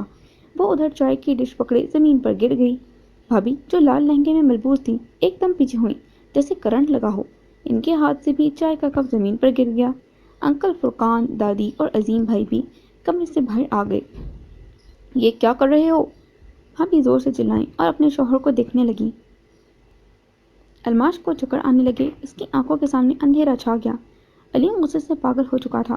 وہ چلا رہا تھا، بتاؤ کل کس کے ساتھ تھی؟ کون تھا وہ؟ وہ اسے پیٹ رہا تھا۔ تینوں خاموشی سے کھڑے یہ سب دیکھ رہے تھے۔ صرف بھابھی اس کو روکنے کی کوشش کر رہی تھیں۔ وہ رونے لگی۔ علیم کمرے سے بیلٹ لے آیا۔ وہ پاگل ہو چکا تھا۔ اس کے بال بگڑے ہوئے تھے۔ میں نے پہلے ہی کہا تھا کہ اس کی شادی کر دیں اور دفع کریں اس کو گھر سے۔ میری سنتا ہی کون ہے؟ الماش بے ہوش ہو چکی تھی۔ اس کے ہاتھوں سے خون نکل رہا تھا۔ وہ ایک زندہ لاش لگ رہی تھی۔ بھابھی نے ہمت کر کے علیم کو زور سے پیچھے دھکا دیا۔ ایسے لگ رہا تھا کہ وہ اس کی جان لے کر چھوڑے گا۔ دفع ہو جاؤ یہاں سے، اب اسے ہاتھ لگایا تو پھر دیکھنا، وہ غصے سے چلائیں۔ علیم پیچھے ہو گیا۔ اس کا سانس پھولا ہوا تھا۔ بیلٹ ادھر زمین پر پھینک دی۔ اسے گالیاں دیتا ہوا زینے چڑھ کر فوراً اوپر چلا گیا۔ دادی ادھر پاس پڑی کرسی پر بیٹھ گئیں۔ انکل فرقان کو چکر آنے لگا تو عظیم نے انہیں سہارا دیا اور تخت پوش پر بٹھا دیا۔ وہ اپنا سر پکڑ کر بیٹھ گئے۔ یہ آنکھیں نہیں کھول رہی، اسے کیا ہو گیا ہے؟ بھابھی ادھر زمین پر بیٹھ گئی، اس کی بات کی پرواہ کیے بغیر کہ وہ دلہن ہے۔ اچھا ہو مر جائے، جان چھوٹے ہماری اس منحوس سے، دادی نفرت سے بولی۔ بھابھی کچن میں گئی، پانی کی بوتل لے آئیں، اس پر پانی پھینکا۔ اس کی سانسیں اٹک اٹک کر چل رہی تھیں۔ انکل فرقان اپنے کمرے میں چلے گئے۔ آوازیں سن کر آنٹی نوشین ان کے گھر آئیں۔ کیا ہوا ہے؟ یہ کیسا شور مچا رکھا ہے؟ اس سے پہلے کہ وہ ہال میں داخل ہوتی، بھابھی نے اٹھ کر پردہ آگے کر دیا۔ یہ ہمارا ذاتی مسئلہ ہے، آپ اس سے دور ہی رہیں۔ یہ کہہ کر دروازہ ان کے منہ پر زور سے بند کر دیا۔ وہ غصے سے بڑبڑاتی ہوئی واپس چلی گئیں۔ الماش ابھی تک بے ہوش پڑی تھی۔ عظیم بھائی نے پاس پڑی کرسی کو زور سے ٹھوکر ماری، اپنی شیروانی اتار کر غصے سے زمین پر پھینک دی اور علیم کو آواز دے کر اپنے ابا کے کمرے میں چلا گیا۔ بھابھی نے اپنی ہیل والی جوتی اتاری، الماش کا دوپٹہ اس پر دیا، اس کے بعد زمین پر بیٹھ گئیں۔ بڑی ہمت سے اسے اٹھایا اور اس کے چہرے کو اپنی گود میں رکھا۔ اس کے ہاتھوں سے خون بہہ رہا تھا، ماتھا سوجا ہوا تھا۔ دادی امی کچھ کریں، یہ کچھ بول نہیں رہی۔ اس کے آنسو بہنے لگے۔ عظیم زور سے دروازہ کھول کر کمرے سے باہر آیا اور اپنی بیگم پر چلایا، تم اوپر جاؤ اپنے کمرے میں۔ اپنے ہاتھ سے اوپر کی طرف اشارہ کیا، یہ ہمارا ذاتی مسئلہ ہے۔ وہ پہلے سے اور غصے میں تھا۔ علیم کو پھر غصے سے آواز دی اور واپس کمرے میں چلا گیا۔ دادی سر جھکا کر خاموشی سے بیٹھی رہیں۔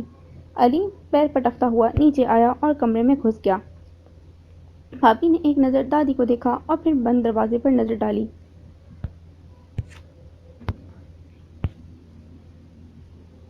نہ جانے کس طرح ہمت کر کے الماش کو اس کے کمرے میں لے گئیں، اسے بیڈ پر لٹایا۔ کمرے سے باہر نکلی فرسٹ ایڈ باکس ڈھونڈنے کے لیے تو انکل فرقان کے کمرے سے چلانے کی آوازیں آ رہی تھیں۔ میرا دل کرتا ہے کہ اسے جان سے مار دوں، کل اسی وجہ سے ہمارے ساتھ نہیں گئی تھی نا۔ علیم غصے سے پاگل ہو چکا تھا۔ ابا آپ کچھ کہتے کیوں نہیں؟ نہ جانے کل کس کے ساتھ تھی، ہمارا منہ کالا کروا کے چھوڑے گی۔ عظیم ایک ایک لفظ چبا چبا کر کہہ رہا تھا۔ کل کو یہ بات گھر سے باہر نکلی تو اسے پوچھیں کون تھا وہ کمینہ جس کے ساتھ اپنا منہ کالا کروایا ہے۔ علیم نے دیوار پر زور سے مکہ مارا۔ میں نے اس لڑکی کو پہلے بھی رات کو چپکے سے باہر جاتے ہوئے دیکھا تھا، پر تب بھی دادی نے مجھے خاموش کرا دیا تھا، پر اب نہیں، ایک ہفتے کے اندر اندر اس کی شادی کر دیں ورنہ میں یہ گھر اپنی بیوی کے ساتھ چھوڑ دوں گا۔ کمرے میں خاموشی چھا گئی۔ انکل فرقان بیڈ پر بیٹھے ہوئے تھے۔ عظیم غصے سے کمرے میں چکر لگا رہا تھا اور علیم دیوار کے ساتھ ٹیک لگا کر کھڑا تھا۔ دونوں بھائیوں کے حلیے سے لگتا تھا کہ کسی سے کشتی لڑ کر آئے ہوں۔ میں ایک ہفتے کے اندر اس کی شادی کروا کر اسے رخصت کروا دوں گا۔ بہت ہو گیا، اب پانی سر سے اوپر چلا گیا ہے۔ علیم تم میرے ساتھ چلو۔ یہ کہہ کر انکل فرقان اٹھے اور کمرے سے باہر نکل گئے۔ علیم بھی ان کے پیچھے گیا۔ دونوں گھر سے باہر چلے گئے۔ دادی نے ان کو آواز دی پر وہ نہ رکے۔ عظیم بھی اپنے کمرے میں چلا گیا۔ بھابھی نے فرسٹ ایڈ باکس ڈھونڈا اور الماش کے کمرے میں آئیں۔ کسی طرح اس کی پٹی کی، اس کی حالت بہت خراب تھی۔ دادی بھی اب اس کے کمرے میں آئیں۔ تم اپنے کمرے میں جاؤ، عظیم پہلے ہی بہت غصے میں ہے، اور خبردار جو اس وقت ہال کو صاف کیا، صبح ماضی آ کر خود ٹوٹے ہوئے کانچ اور گلاس وغیرہ سمیٹ لے گی۔ بھابھی کچھ کہنا چاہتی تھیں پر دادی نے انہیں زبردستی اسے وہاں سے بھیج دیا۔ اس بات کو گزرے 4 دن ہو گئے تھے۔ انکل فرقان نے اپنے ایک کارخانے کے ورکر کے بیٹے سے الماش کا رشتہ طے کر دیا تھا۔ 1 دن بعد اس کا نکاح تھا اور ساتھ ہی اس کی رخصتی کر دینی تھی۔ الماش اپنے کمرے میں بیٹھی ہوئی تھی۔ اس نے سفید رنگ کا اے لائن فراک پہنا ہوا تھا۔ بھابھی نے اس کا ہلکا سا میک اپ کر دیا تھا۔ اپنی ماں کی جویلری پہنی ہوئی تھی۔ اس کے چہرے پر کوئی تاثر نہ تھا۔ بھابھی نے بہت کوشش کی اپنے شوہر، سسر اور دادی کو سمجھانے کی، پر کسی نے اس کی ایک نہ سنی۔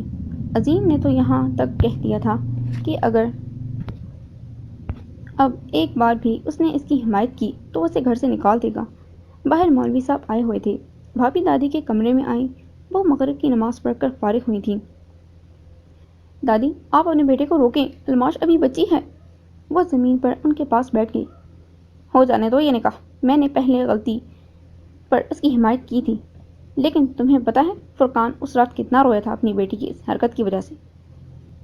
پر اس لڑکے کی عمر تو دیکھیں، الماش ابھی 18 سال کی بھی نہیں ہوئی، وہ 34 سال کا ہے۔ اس کے 3 بچے ہیں۔ دادی خدا کا واسطہ اسے اپنے بچوں کے لیے صرف ایک کام والی چاہیے۔ اس نے اپنے دونوں ہاتھ جوڑے۔ تم اس کی زیادہ حمایتی نہ بنو، تم تو خوش ہو کہ نن سے جان چھوٹ جائے گی۔ اسے تنزن کہا اور اس کا منہ بند کروا دیا۔ مولوی صاحب نے نکاح شروع کیا۔ بھابھی نے اسے اشارہ کیا کہ وہ انکار کر دے۔ وہ جیسے پتھر کی بنی ہوئی تھی، وہ پلک بھی نہیں جھپکا رہی تھی۔ اس نے فوراً ہاں کہہ دی۔ نکاح ختم ہوا تو مولوی صاحب نے دعا مانگی۔ بھابھی کی اس شخص پر نظر پڑی، وہ آدھا گنجا تھا، سامنے کے دانت پان کھانے کی وجہ سے پیلے تھے، پیٹ نکلا ہوا تھا اور پیر تو انتہائی گندے تھے۔ انکل فرقان، تایا ابو، دادی، عظیم بھائی اور علیم سب ہال میں جمع تھے۔ ان سب کے چہروں پر غصہ اور نفرت تھی۔ جیسے ہی نکاح ختم ہوا سب اپنی جگہ پر کھڑے ہوئے اور گلے ملنے لگے۔ اس سے پہلے دادی اپنی پوتی کے سر پر پیار دیتی اور وہ پیچھے ہو گئی اور سیدھا گیٹ کے پاس پہنچ گئی۔ وہ شخص اپنے انکل کے ساتھ آیا ہوا تھا۔ انہوں نے انکل فرقان کی فیملی سے اجازت لی اور گھر سے نکل پڑے۔ الماش نے مڑ کر نہیں دیکھا، نہ ہی اس گھر سے اس نے اپنا کوئی سامان لیا۔ سب فیملی ممبرز صحن میں کھڑے تھے۔ اوپر کار آئی۔ الماش نے پچھلا دروازہ کھولا اور اندر بیٹھ گئی۔ اس کے انکل آگے بیٹھے اور شوہر پیچھے بیٹھا اور وہ رخصت ہو گئی۔ گھر کے تمام افراد اپنے اپنے کمروں میں چلے گئے۔ تایا ابو بھی اپنے گھر چلے گئے تھے۔ گھر میں مکمل خاموشی چھا گئی۔ وہ نہ ہی دعاؤں اور نہ ہی قرآن کے سائے تلے رخصت ہوئی۔ الماش کو ایک دن بعد ہوش آیا تھا، مگر تب تک اس کے ابا اور بھائیوں نے اس کا رشتہ پکا کر دیا تھا۔ اسے بعد میں پتہ چلا کہ اسے کس بات کی سزا ملی ہے۔ اس بار وہ بالکل خاموش ہو گئی تھی، اپنے حق اور دفاع میں کچھ بھی نہ بولی اور اپنے آپ کو قسمت کے حوالے کر دیا۔ مسز حیدر ساری رات جاگتی رہیں۔ علی کو پچھلے 3 دن سے بخار تھا۔ آج اس کے بخار میں کچھ کمی ہوئی تھی۔ اسے دوا دے کر سلایا ہوا تھا۔ بھائی اور بھابھی نے تو پہلے بہت مدد کی تھی، پر بعد میں وہ اسے اکیلے ہی اسپتال لے کر جاتی رہیں۔ وہ تہجد کی نماز پڑھ کر فارغ ہوئی تھیں، جائے نماز سے اٹھیں اور علی کا بخار چیک کیا۔ اس کے سرہانے بیٹھ گئیں۔ وہ پہلے سے اور کمزور ہو گیا تھا۔ اسکول سے تو چھٹیاں کر رہا تھا، پر قرآن پڑھنے جا رہا تھا۔ مسز حیدر کی اس شخص کے بچوں سے ملاقات ہوئی تھی۔ وہ دونوں بچے انہیں بہت پسند آئے تھے۔ مسز حیدر نے دوسری شادی کے بارے میں بہت سوچا تھا۔ جس اسکول میں پڑھاتی تھیں، وہاں کی پرنسپل سے بھی مشورہ لیا تھا۔ اس نے بھی انہیں یہی کہا تھا کہ وہ دوسری شادی کر لے۔ وہ علی کے پاس لیٹ گئیں، اس کا کمر ٹھیک اور خود بیڈ پر اس کی پشت سے ٹیک لگائی اور آنکھیں موند لیں۔ بہت سوچنے کے بعد انہوں نے شادی کے لیے ہاں کہہ دی۔ مسز حیدر کے بھائی اس فیصلے سے بہت خوش تھے۔ انہوں نے سارے انتظام کر دیے اور مسز حیدر کی شادی ہو گئی اور وہ مسز حیدر سے مسز راحیلہ ولید بن گئیں۔ قاسم اور فائزہ کی ماں بنی اور عریش علی ان کا بھائی بن گیا۔ جب ان کی شادی ہوئی تو قاسم بہت چھوٹا تھا۔ عریش علی اور قاسم بہت جلد آپس میں اچھے دوست بن گئے۔ فائزہ بھی آہستہ آہستہ ان میں گھل مل گئی۔ اس کی بڑی وجہ راحیلہ آنٹی کا اچھا سلوک تھا، جو انہوں نے قرآن سے سیکھا تھا۔ افشاں نے پوری کوشش کی تھی کہ اس کی بہن کی شادی ولید سے ہو، پر وہ نہیں مانا۔ ادھر ولید کی بہنوں کی خواہش تھی کہ بھابھی ان کی پسند کی آئے۔ وہ ایک کنواری لڑکی سے ولید کی شادی کرنا چاہتے تھے۔ ولید صاحب اس بات کے سخت خلاف تھے، اس لیے انہوں نے اس رشتے کے لیے ہاں کہہ دی۔ اسی وجہ سے وہ راحیلہ اور عریش کے سخت خلاف تھیں۔ نومبر کے مہینے کا آغاز تھا۔ موسم کافی بہتر ہو چکا تھا۔ صبح سے ٹھنڈی ہوا چل رہی تھی۔ سردی کی آمد سے دن چھوٹے اور راتیں لمبی ہو رہی تھیں۔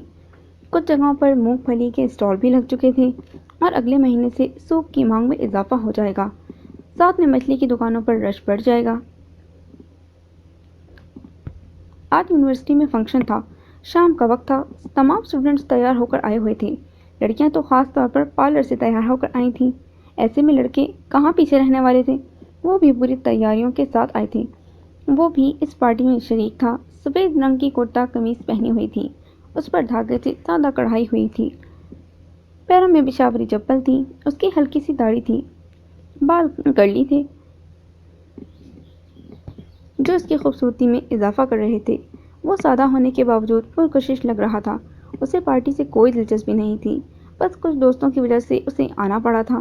وہ ایک کونے میں موبائل لے کر بیٹھا رہا۔ اسے کافی بوریت محسوس ہو رہی تھی۔ تبھی رمضان پولیس اہلکار کا میسج آیا۔ اپنے دوستوں سے اجازت لے کر فوراً اپنے گھر کا رخ کیا۔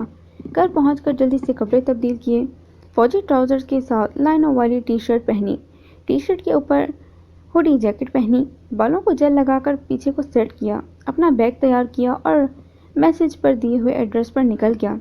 آدھے گھنٹے کا سفر طے کرنے کے بعد اپنی منزل پر پہنچا۔ یہ ایک چھوٹا سا باغ تھا۔ گلیوں میں کافی اندھیرا تھا۔ باغ کے پاس ایک اسٹریٹ لائٹ جل رہی تھی۔ آس پاس کوئی نہ تھا۔ رمضان پر نظر پڑی۔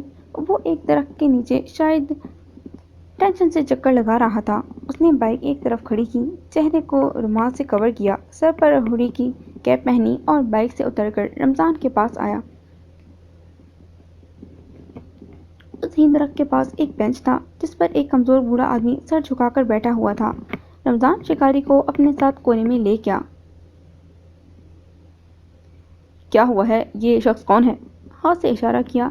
یہ آدمی ایک بڑی فیکٹری میں چوکیدار ہے۔ رمضان نے گہری سانس لی اور رک رک کر بتانے لگا، جیسے مناسب الفاظ ڈھونڈ رہا ہو۔ اس کی بیٹی کا قتل ہوا ہے۔ کس نے کیا ہے قتل؟ صرف قتل تو نہیں ہوگا، بڑی آسانی سے پوچھ لیا اور اس بوڑھے شخص پر ایک نظر ڈالی۔ ٹھیک کہا، اس کی 13 سالہ بیٹی کا ریپ ہوا ہے، ایک ہی سانس میں بول دیا۔ اسے انصاف چاہیے۔ ہاں تو دو اسے انصاف، تم تو پولیس والے ہو نا؟ آنکھیں سکویر کر رمضان کو دیکھا۔ کاش دے سکتا۔ جس فیکٹری میں یہ چوکیداری کرتا ہے اس کے مالک کا بیٹا ہے۔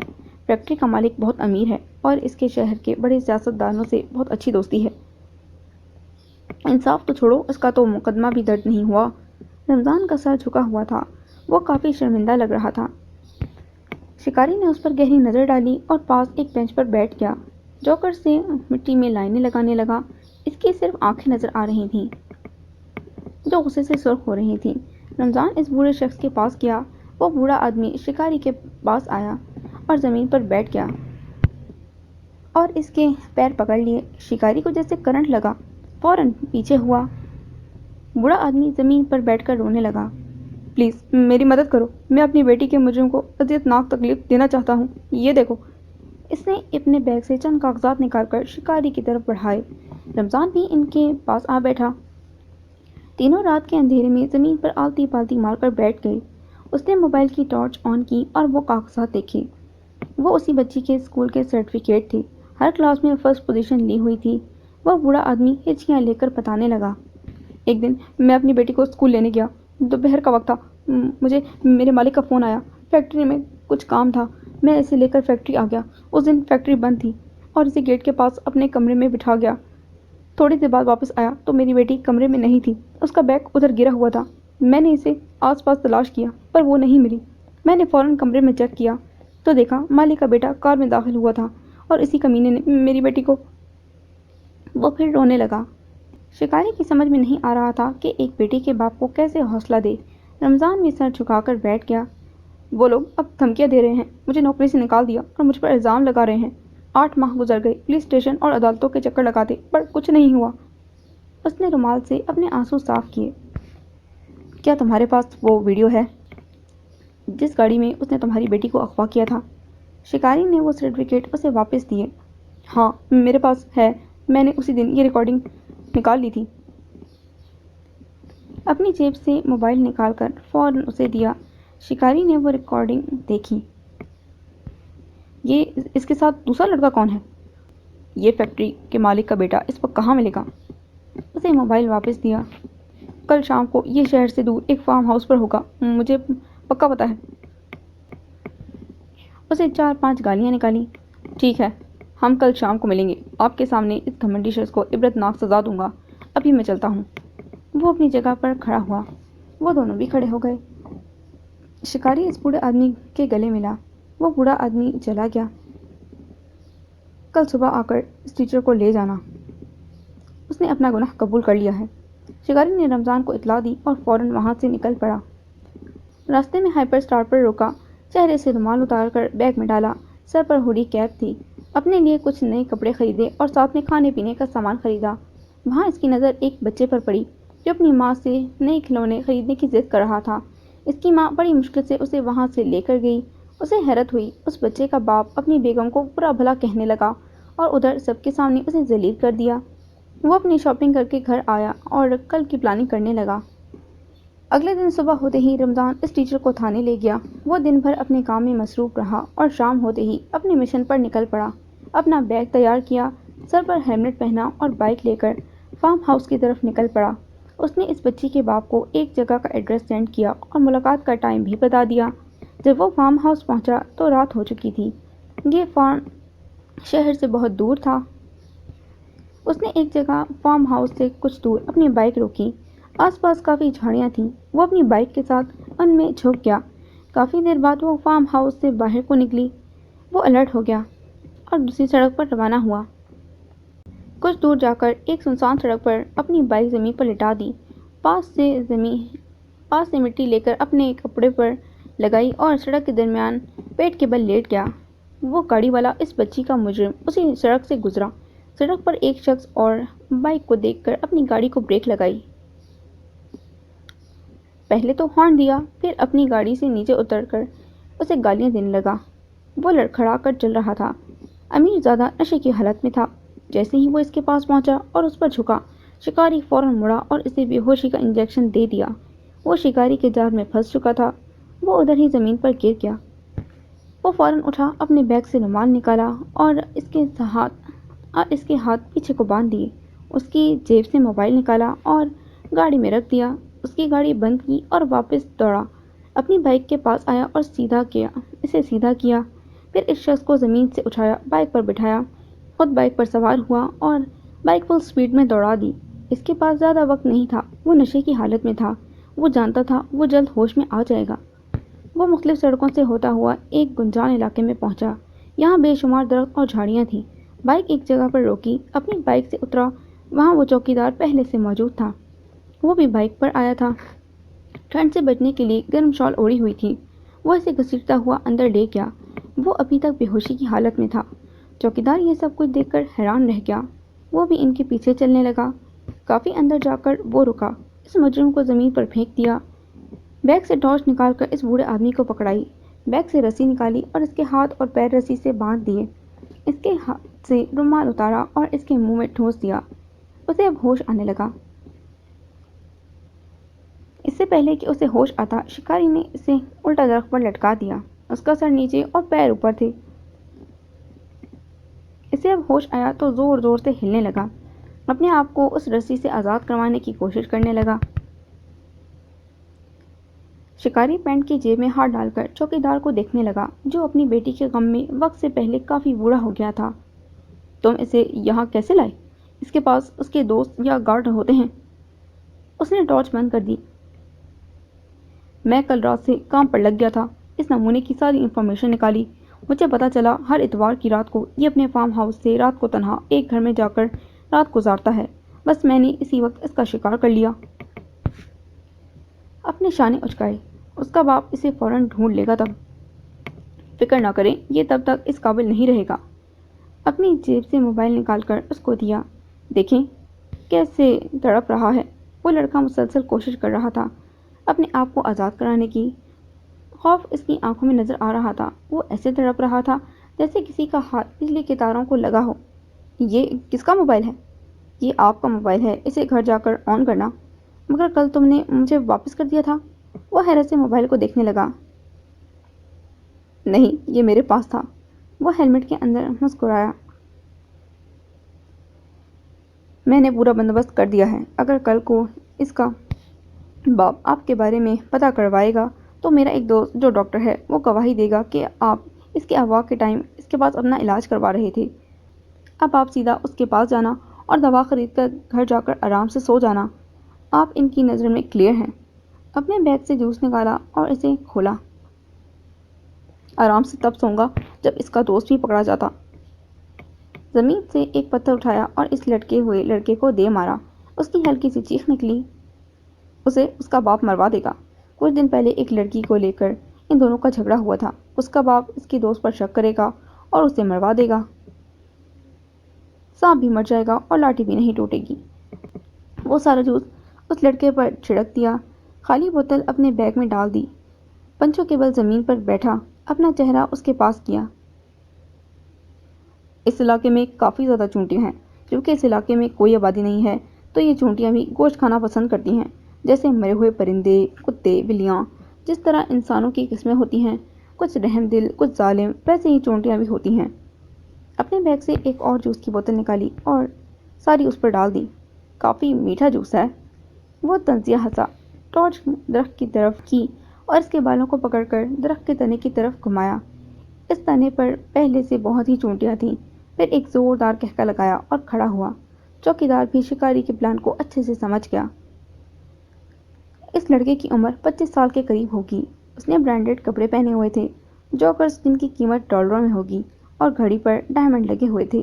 जैसे ही चूंटियाँ इसे अपने पैर पर महसूस हुईं, वो मछली की तरह तड़पने लगा। शिकारी ने इसके मुंह से अपना रुमाल निकाला। मुझे मुझे माफ़ कर दो, माफ़ कर दो। वो पसीने से भीगा हुआ था। मुझे माफ़ कर दें। वो माफिया मांगने लगा। चौकीदार हाथ पर हाथ रखकर उसे तड़पता हुआ देख रहा था। मेरी बेटी भी इसी तरह तड़पी होगी, क्या तुमने उस वक्त उस पर तरस खाया था? शिकारी ने उसकी कलाई से खड़ी उतारी और इसके मुंह में डाल दी। दोनों कुछ देर उसे देखते रहे। चूंटियां अब इसके चेहरे की तरफ बढ़ रही थीं। वो अब आहिस्ता आहिस्ता उसके नरम चेहरे को खा रही थीं। तब दरख्त पर एक पेंडुलम की तरह वो झूल रहा था। चलें, सर चलते हैं, रात बहुत हो चुकी है। शिकारी ने अपना बैग पकड़ा और इसमें वो रुमाल डाला। चौकीदार ने एक गहरी नज़र उस पर डाली और दोनों वहाँ से निकल पड़े। वो इनको ज़्यादा देखकर और ज़ोर से तड़पने लगा। दोनों अपनी बाइक के पास पहुँचे। आप घर जाकर सो जाएं। शिकारी ने उनसे हाथ मिलाया। वो शिकारी से लिपट गया, अपने ऊपर कंट्रोल ना रख सका और फूट फूट कर रोने लगा। इंसानियत के नाते वो इसकी तकलीफ को समझ सकता था। काफ़ी देर रोने के बाद उसे सुकून मिला। अल्लाह बहुत गफूर रहीम है, वो आपको इस तकलीफ से निकाल लेगा। शिकारी ने उन्हें हौसला दिया। कभी मेरी ज़रूरत पड़े तो एक कॉल कर देना। चौकीदार ने अपने आंसू साफ किए। उसने अपने सर को खम दिया। दोनों अपनी अपनी बाइक पर रवाना हो गए। शिकारी ने ऐसे कई केस पहले भी निपटाए थे और हर केस में असल वजह नशे की लत थी। कोयटा में 3 दिन से मुसलसल बर्फबारी हो रही थी, जिसकी वजह से यूनिवर्सिटी बंद थी। उसे यहाँ रहते हुए 1 साल हो चुका था। इस अरसे में एक बार भी अपने घर वालों से कोई बात नहीं हुई थी। एक बार बाबा जी को फ़ोन पर बात करते हुए सुना था। वो वली साहब से बात कर रहे थे। उसे पता चला कि उनकी फैमिली लंदन शिफ्ट हो गई है। उसे दुख तो बहुत हुआ कि इसे यहाँ अकेला छोड़कर सब कैसे जा सकते हैं। इसी दौरान अरीश और इमरान अहमद की बहुत अच्छी दोस्ती हो गई थी। यूनिवर्सिटी बंद होने की वजह से वो अपने कमरे में बैठा एक जासूसी नावल पढ़ रहा था। पिस्ता रंग की शलवार कमीज पहनी हुई थी, पैरों में मोटी गर्म जुराबें थीं और भूरे रंग का कोट पहना हुआ था। दोपहर का वक्त था। वो बेड पर बैठा था, नावल अपनी गोद में रख लिया और खिड़की से बाहर देखने लगा। तभी दरवाज़ा नॉक हुआ और इमरान अंदर दाखिल हुआ। उसने काले रंग की जीन्स की पैंट के ऊपर लॉन्ग कोट पहना हुआ था, हाथ में बंदूक थी और सर्दी से बचने के लिए लॉन्ग शूज़ पहने हुए थे। गले में गंदमी रंग का मफलर था। चल शिकार पर चलते हैं, जल्दी से तैयार हो जा। बंदूक बेड पर रख दी। मेरा दिल नहीं करा, आप अकेले जाओ। नजरें अब भी खिड़की पर थीं। घर की याद आ रही है। वो इसका चेहरा पढ़ने लगा। घर की याद उसे आती है जिसकी फैमिली हो। लहजा सपाट था। तो मैं सही समझा। बेड पर बैठ गया, जेब से रुमाल निकाला और बंदूक साफ करने लगा। मुझे एक बात समझ नहीं आती, वो तुझसे नाराज़ हैं तो क्या तू भी उनसे नाराज़ है? अरीश ने कोई जवाब नहीं दिया। अपनी जगह से उठा और तैयार होने के लिए वॉशरूम में घुस गया। वो जानता था इमरान अहमद अपनी बात मनवा कर रहेगा और वो बहस के मूड में नहीं था। 10 मिनट में तैयार होकर बाहर सहन में आ गया। इमरान अहमद गाड़ी में सामान रख रहा था। उसने भी जीन्स की पैंट के ऊपर लॉन्ग कोट पहना हुआ था। सर पर गर्म कैप थी। इमरान ड्राइविंग सीट पर बैठा, अरीश साथ वाली सीट पर बैठ गया। सारा रास्ता दोनों खामोश रहे। काफ़ी फासला तय करने के बाद वो एक खुली जगह पर पहुंचे। ये जगह शहर से काफ़ी दूर थी। कुछ और लोग भी वहाँ शिकार के लिए आए हुए थे। इमरान अहमद ने अपनी गाड़ी एक जगह रोकी और दोनों गाड़ी से उतरकर सामान हाथ में लेकर पैदल चलने लगे। इमरान अहमद ने खरगोश के लिए एक जाल तैयार किया और खुद दरख्त के पीछे छुपकर बैठ गया। अरीश भी पास बैठा था। तुम अपने फादर से नाराज़ हो? इमरान अहमद ने अपनी बंदूक संभाल ली। वो मेरे फादर नहीं हैं, वो जलकर बोला। मैं जानता हूँ तुम्हारे फादर आर्मी में हैं, वो शहीद हो गए हैं, और ये भी जानता हूँ कि तुम यहाँ क्यों आए हो। ये कहते ही फायर कर दिया। निशाना पक्का था। खरगोश जाल में फंस गया। अरीश को लगा जैसे गोली उसे लगी हो और वो जाल में फंस गया है। वो इसके बारे में सब जानता है। वो कुछ ना बोल पाया तो इमरान अहमद उस पर नज़र डाले बगैर बोला, वक्त बहुत कुछ सिखाता है। बस ये समझो हर काम में अल्लाह की बेहतरी होती है। मैं ये भी जानता हूँ कि तुम बेकसूर हो। अपनी जगह से उठा, पास पड़ा डब्बा लिया और मरे हुए खरगोश को डब्बे में डाल दिया। एक नया जाल तैयार करने लगा। हरीश अपनी जगह पर बैठा ये सब कुछ देख रहा था। जाल तैयार करके वो वापस आया और फिर शिकार करने के लिए तैयार हो गया। कोई मेरे हक में नहीं बोला। उस दिन सब खामोश खड़े तमाशा देखते रहे। मैंने इस बच्ची को बचाया था और मैं ही मुजरिम बन गया। वो दुख से बोला, ये दुनिया ऐसी ही है। तुमने पता लगाने की कोशिश नहीं की उस वक्त कमरे में कौन था? मुझे सफाई का मौका ही नहीं दिया तो मैं कैसे पता लगाता कमरे में कौन था? वो किरण की बच्ची भी कुछ नहीं बोली। मान लिया तब وہ اس پوزیشن میں نہیں تھی، پر اب تو سب کو بتا سکتی تھی کہ میں بے گناہ ہوں۔ وہ اس واقعے کے بعد پہلی بار اپنی بھڑاس نکال رہا تھا۔ تم ایک کام کرو، سب سے پہلے یہ پتہ لگاؤ کمرے میں اس وقت کون تھا۔ نظریں سامنے خرگوش پر تھیں جو دھیرے دھیرے جال کی طرف بڑھ رہا تھا۔ میں اب کیسے پتہ لگاؤں کہ اس دن کمرے میں کون تھا؟ وہ غصے سے بولا۔ میری زندگی تباہ ہو گئی، سب کے سامنے میری ماں کو شرمندہ ہونا پڑا۔ اب صرف کرن ہے جو کچھ کر سکتی ہے۔ یہ تمہاری غلطی ہے جو دوسروں پر بھروسہ کیے بیٹھے ہو۔ اپنے اوپر بھروسہ کرتے تو سوچتے کہ اس دن گھر پہ کون تھا، صبح سے گھر پر کیا کچھ ہو رہا تھا، ایک ایک فرد کو کٹہرے میں کھڑا کر کے سوچتے۔ لو اب کی بار شکار تم کرو۔ بندوق عریش کے ہاتھ میں پکڑا دی۔ عریش اس لیے تیار نہیں تھا، وہ اس کی باتوں میں کھویا ہوا تھا۔ بندوق ہاتھ میں پکڑی اور نشانہ تیار کیا۔ سوچو، سامنے تمہارے مجرم ہے، عمران احمد اس کی کان میں دھیرے سے بولا۔ عریش نے نشانہ باندھا اور پہلی بار میں ہی اس کا شکار کر دیا۔ عمران احمد سے زیادہ عریش کو حیرت ہوئی۔ آخر تم نے ثابت کر دیا کہ تم ایک آرمی آفیسر کے بیٹے ہو۔ گڈ، عمران نے مسکرا کر کہا۔ عریش بھاگتا ہوا خرگوش کے پاس پہنچا۔ عمران احمد بھی ادھر آیا اور خرگوش کو ڈبے میں ڈالا۔ عریش خوشی سے بھنگڑا ڈالنے لگا۔ عمران احمد پہلی بار اسے اتنا خوش دیکھ رہا تھا، وہ بھی مسکرانے لگا۔ شام ہو چکی تھی، دونوں گھر کے لیے نکل پڑے۔ سارا راستہ عریش خوشی سے بولتا رہا، وہ چپ چاپ اسے سنتا رہا۔ گھر آ کر بابا جی اور اماں جی کو اپنے شکار کے بارے میں بتانے لگا۔ بابا جی، عمران احمد اور عریش ٹی وی کے آگے بیٹھ گئے۔ پاس لکڑیاں جلا کر کمرے کو گرم کیا ہوا تھا، وہ تینوں باتوں میں مصروف ہو گئے۔ اماں جی نے بڑی مہارت سے خرگوش کی کھال کو علیحدہ کیا اور گوشت کو پکنے کے لیے رکھ دیا۔ انہوں نے گوشت کا مسالہ پہلے سے تیار کر لیا تھا، ساتھ میں آٹا گوندا اور روٹیاں پکانے لگیں۔ جب سالن تیار ہوا تو روٹیاں اور سالن باہر لے آئیں۔ آج گھر میں خوب محفل لگی ہوئی تھی۔ بابا جی اپنے جوانی کے قصے سنانے لگے، کس طرح انہوں نے ہرن کا شکار کیا تھا۔ عریش اور عمران احمد بہت غور سے ان کی باتیں سننے لگے۔ سالن واقعی بہت مزے کا پکا تھا۔ عریش جب سے آیا تھا پہلی بار سے اتنا کھلا ملا تھا۔ کھانا کھانے کے بعد وہ اپنے کمرے میں آ گیا، فریش ہو کر نائٹ ڈریس پہنا اور بیڈ پر آ کر لیٹ گیا۔ کھڑکی سے باہر نظر پڑی، اب ٹھنڈی ہوائیں چل رہی تھیں۔ آج وہ بہت خوش تھا، اسے عمران احمد کی باتیں یاد آئیں۔ اس وقت کمرے میں کون تھا؟ وہ صرف کرن کا نہیں، تمہارا بھی مجرم ہے۔ میں اپنے مجرم کا ضرور پتہ لگاؤں گا، وہ ہم دونوں کا نہیں، میری ماں کا بھی مجرم ہے۔ اپنی آنکھیں بند کر لی۔ اسے یاد آ رہا تھا کہ کس طرح جب وہ اپنے بچپن میں رک رک کر بولتا تھا تو اس کی ماں نے اسے قرآن مجید پڑھنے بھیجا تھا۔ وہ روز صبح اور شام تلاوت کرتا۔ قرآن کی تلاوت سے اسے کتنا فائدہ ہوا تھا۔ آنٹی راحیلہ کی دوسری شادی کے بعد ولید صاحب نے اس کی تھراپی کروائی تھی، جس کی وجہ سے وہ آہستہ آہستہ ٹھیک ہو گیا تھا۔ عریش اب یہاں کافی خوش رہنے لگا تھا۔ عمران احمد سے اس کی بہت اچھی دوستی ہو گئی تھی۔ بابا جی اور اماں جی اس کا بہت خیال رکھتے تھے۔ یونیورسٹی سے آنے کے بعد وہ اکثر عمران احمد کی بک شاپ پر چلا جاتا اور وہاں بیٹھ کر کتابیں پڑھتا۔ اسے زندگی کا ایک مقصد مل گیا تھا جسے اس نے ہر حال میں پورا کرنا تھا۔ کوکر کی سیٹی کی آواز پورے کچن میں گونجی۔ اس نے سیٹی سائڈ پر کر دی۔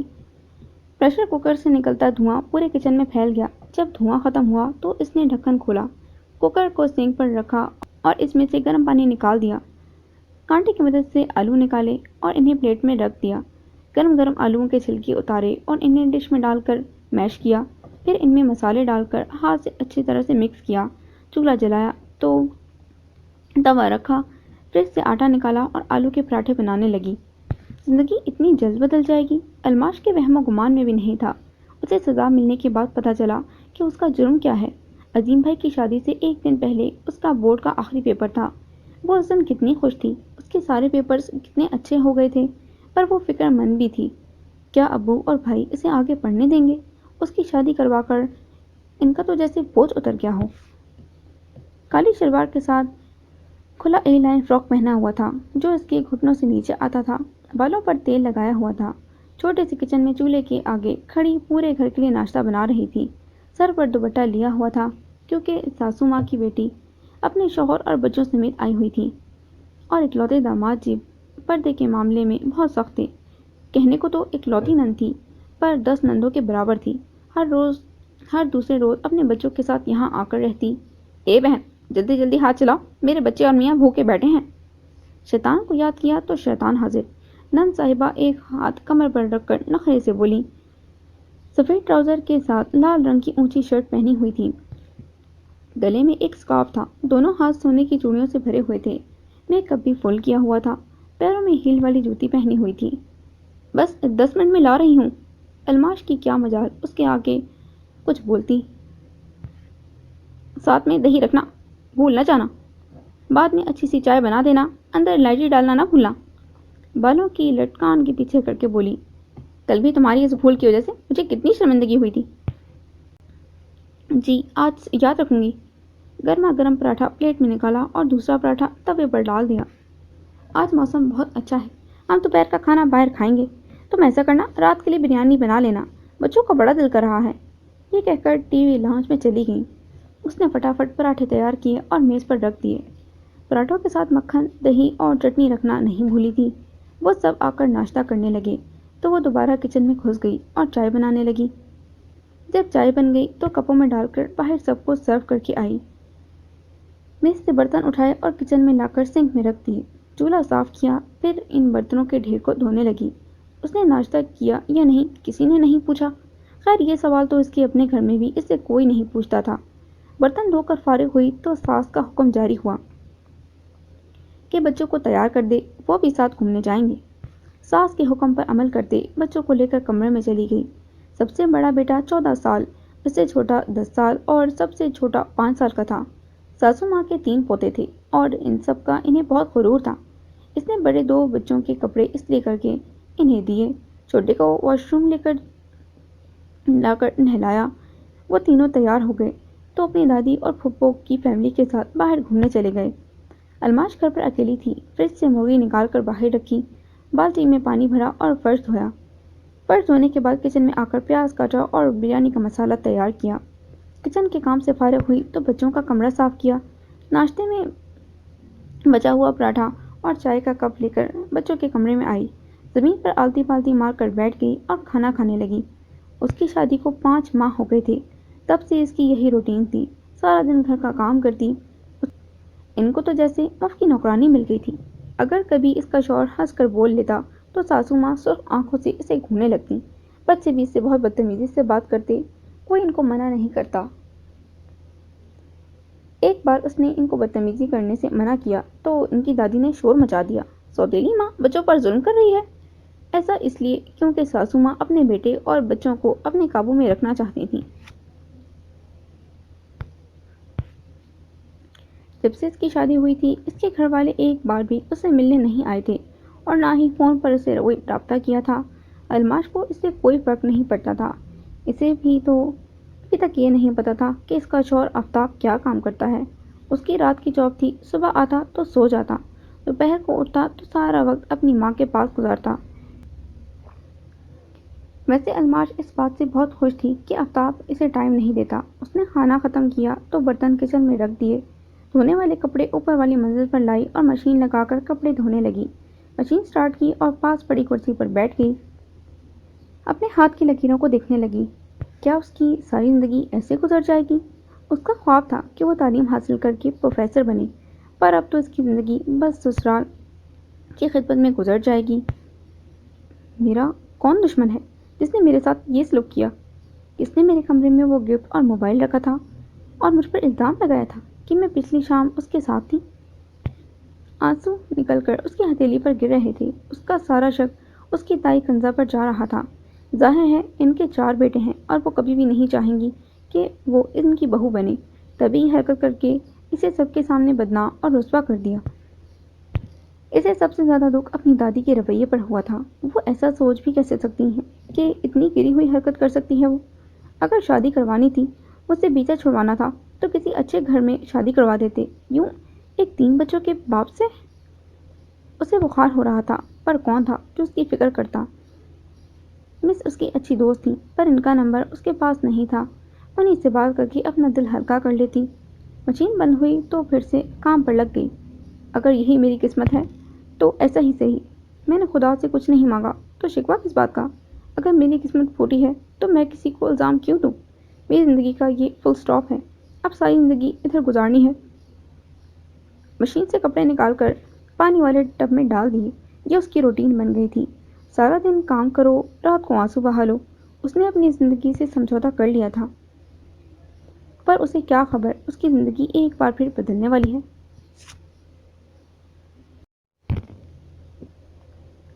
لندن میں ایک چھوٹے سے فلیٹ میں ساری فیملی ایڈجسٹ ہو گئی تھی۔ فائزہ کالج جاتی اور قاسم اسکول جاتا۔ ولید صاحب زیادہ وقت پاکستان میں گزارتے۔ اپنے کاروبار کے سلسلے میں آنٹی راحیلہ گھر کے پاس ایک شاپ پر جاب کرتی تھیں۔ وہ گھر میں سارا وقت فارغ رہتی تھیں، اس لیے اپنے شوہر کی اجازت سے جاب کرنے لگی تھیں۔ لندن کی زندگی ان سب کے لیے بہت مصروف تھی، ہر کوئی اپنے کاموں میں بزی رہتا۔ جب ولید صاحب لندن ہوتے تب سب مل کر ایک ساتھ کھانا کھاتے یا پھر گھومنے پھرنے جاتے۔ وقت اسی طرح گزر گیا۔ فائزہ نے یونیورسٹی پاس کر لی اور جاب شروع کر لی۔ قاسم اب یونیورسٹی میں پہنچ چکا تھا۔ راحیلہ آنٹی کافی بیمار پڑ گئیں تو ولید صاحب اپنی ساری فیملی کو لے کر پاکستان آ گئے۔ انہوں نے فائزہ کا رشتہ پکا کر لیا تھا اور جلد ہی اس کی شادی کر دینی تھی۔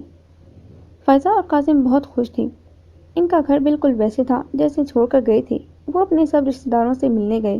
اتنے سالوں بعد بھی سب خفا تھے اور عریش کو برا بھلا کہنا نہیں چھوڑا تھا۔ شام کا وقت تھا۔ آنٹی راحیلہ اپنی بالکنی میں بیٹھی ہوئی تھیں۔ سردی کا موسم تھا۔ شلوار قمیض کے اوپر سویٹر پہنا ہوا تھا، سر پر دوپٹہ لیا ہوا تھا، ہاتھ میں کافی کا کپ تھا۔ کپ سے بھاپ اڑ کر ان کے چشمے پر پڑ رہی تھی۔ وہ دور آسمان میں ڈوبتے سورج کو دیکھ رہی تھیں۔ اچانک اپنے پاس ایک سایہ محسوس ہوا۔ جب چہرہ اوپر کیا تو سامنے ایک لڑکا کھڑا دونوں ہاتھ سینے پر لپیٹ کر کھڑا تھا۔ اس نے جینس کی پینٹ کے اوپر کالے رنگ کا لانگ کوٹ پہنا تھا۔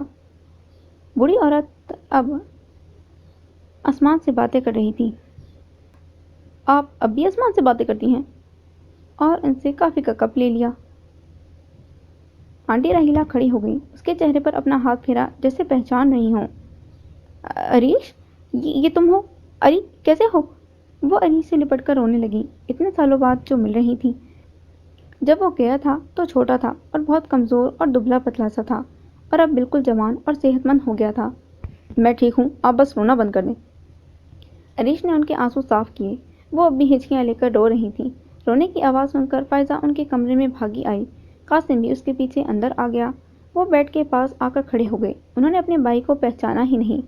وہ ان دونوں سے لمبا لگ رہا تھا۔ عریش اپنی امی کو کمرے میں لے کر آیا اور بالکنی کا دروازہ بند کر دیا۔ فائزہ کے سر پر پیار دیا اور دونوں بھائی گلے لگ کر ملے۔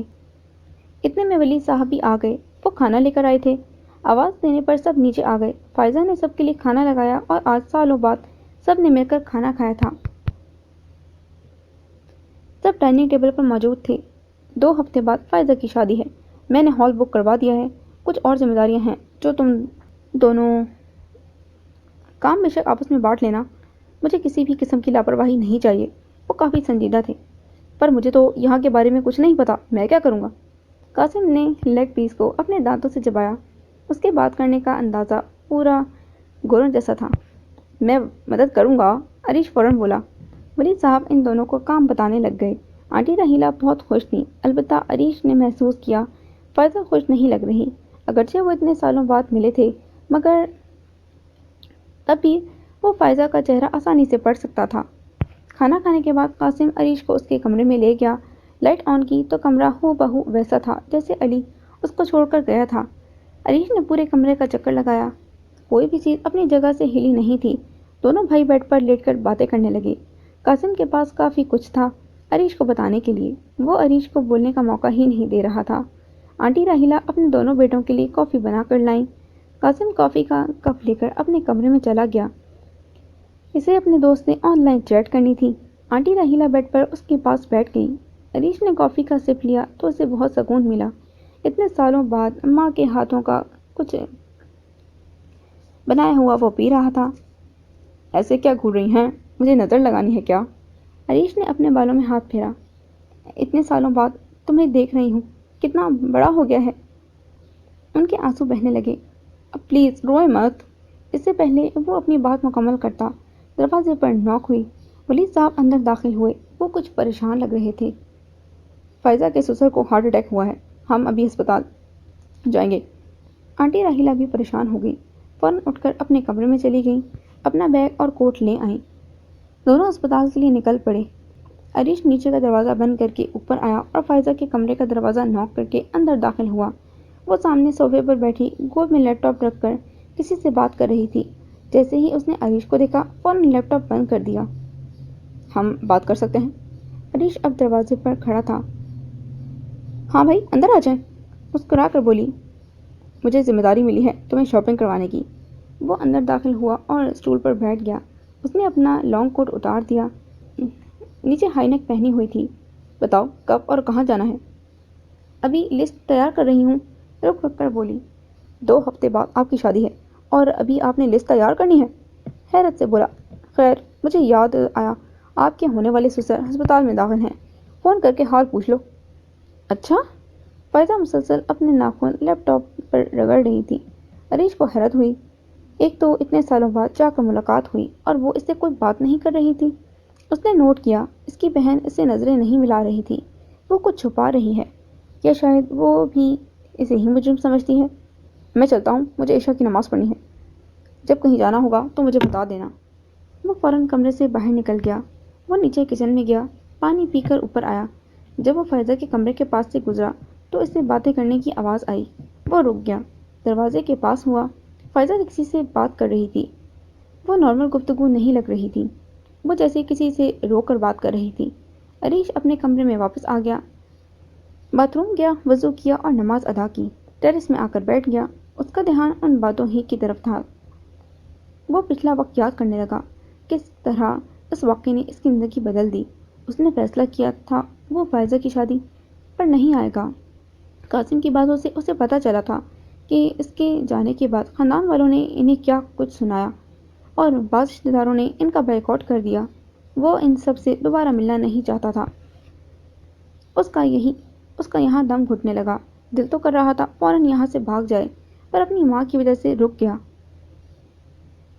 گاڑی کی آواز آئی، وہ اپنے کمرے سے باہر آیا۔ ولی صاحب اور آنٹی راحیلہ گھر آ چکے تھے۔ قاسم بھی اپنے کمرے سے باہر آ گیا۔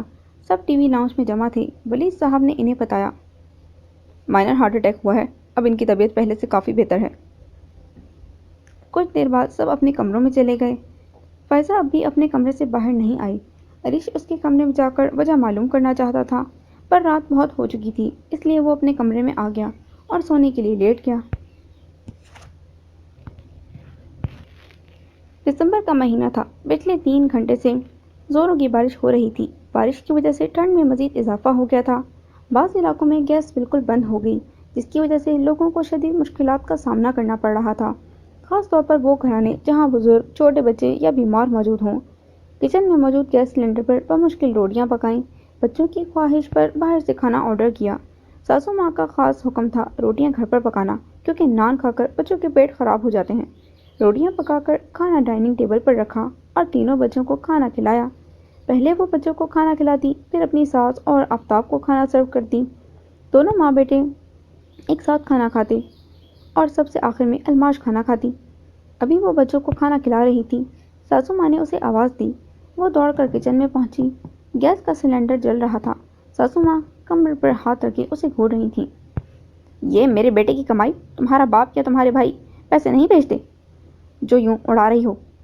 اسے حیرت ہوئی، اسے اچھے سے یاد تھا وہ چولہا بند کر کے گئی تھی، ایسی لاپرواہی وہ نہیں کرتی تھی۔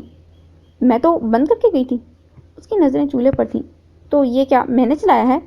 وہ گرج کے بولی، یا خود بخود جل گیا؟ اب کیا ہو گیا؟ کس بات کا شور ہے؟ آفتاب زینے اتر کر نیچے آیا اور دروازے میں کھڑا ہو گیا۔ وہ سوٹ ٹائی میں ملبوس تھا، ہاتھ میں کوٹ پکڑا ہوا تھا، بالوں کو جیل لگا کر سیٹ کیا ہوا تھا۔ پرفیوم کی خوشبو پورے کچن میں پھیل چکی تھی۔ الماش پاس کھڑی تھی، کھلی شلوار کے اوپر پرانی قمیص پہنی ہوئی تھی جس پر سالن کے نشان لگے ہوئے تھے، پیروں میں پھٹی ہوئی جرابیں تھیں، چہرے کو کالی چادر سے کور کیا ہوا تھا۔ اس سے پہلے وہ اپنے بیٹے کو شکایت لگاتی، بچوں کی آواز سنائی دی۔ وہ دوبارہ باہر کو بھاگی۔ سب سے چھوٹے بیٹے نے اپنے اوپر چٹنی گرا لی تھی، اس کے سارے کپڑے گندے ہو گئے تھے اور وہ کرسی پر کھڑا پانی پی رہا تھا۔ اس نے اپنے کپڑے گیلے کر لیے تھے۔ الماش نے فوراً اسے کرسی سے نیچے اتارا۔ دادی کرسی پر اپنے بڑے دونوں پوتوں کے پاس آ کر بیٹھ گئی۔ آفتاب اپنا ایک ہاتھ کرسی پر رکھ کر اس پر چلانے لگا۔ ایک کام تم سے نہیں ہوتا، فوراً جا کر اس کے کپڑے بدلو، اگر سردی کی وجہ سے بیمار پڑ گیا تو پھر اپنا حشر دیکھنا۔ بچوں کے ابا نے اپنا حکم صادر کر دیا۔ وہ ہمیشہ اس سے بدتمیزی سے بات کرتا۔ الماش اسے کمرے میں لے گئی۔ بڑے دونوں بیٹے بھی شکایتیں لگانے لگے کہ وہ ان سے پیار نہیں کرتی، ان کو کھانا کھانے کو نہیں دیتی، جو دادی اور پھپھو نے سکھایا تھا وہی ان بچوں نے بولنا تھا۔ وہ ان کے لیے ماں تھوڑی تھی، وہ ان کے لیے تو ایک کام والی تھی۔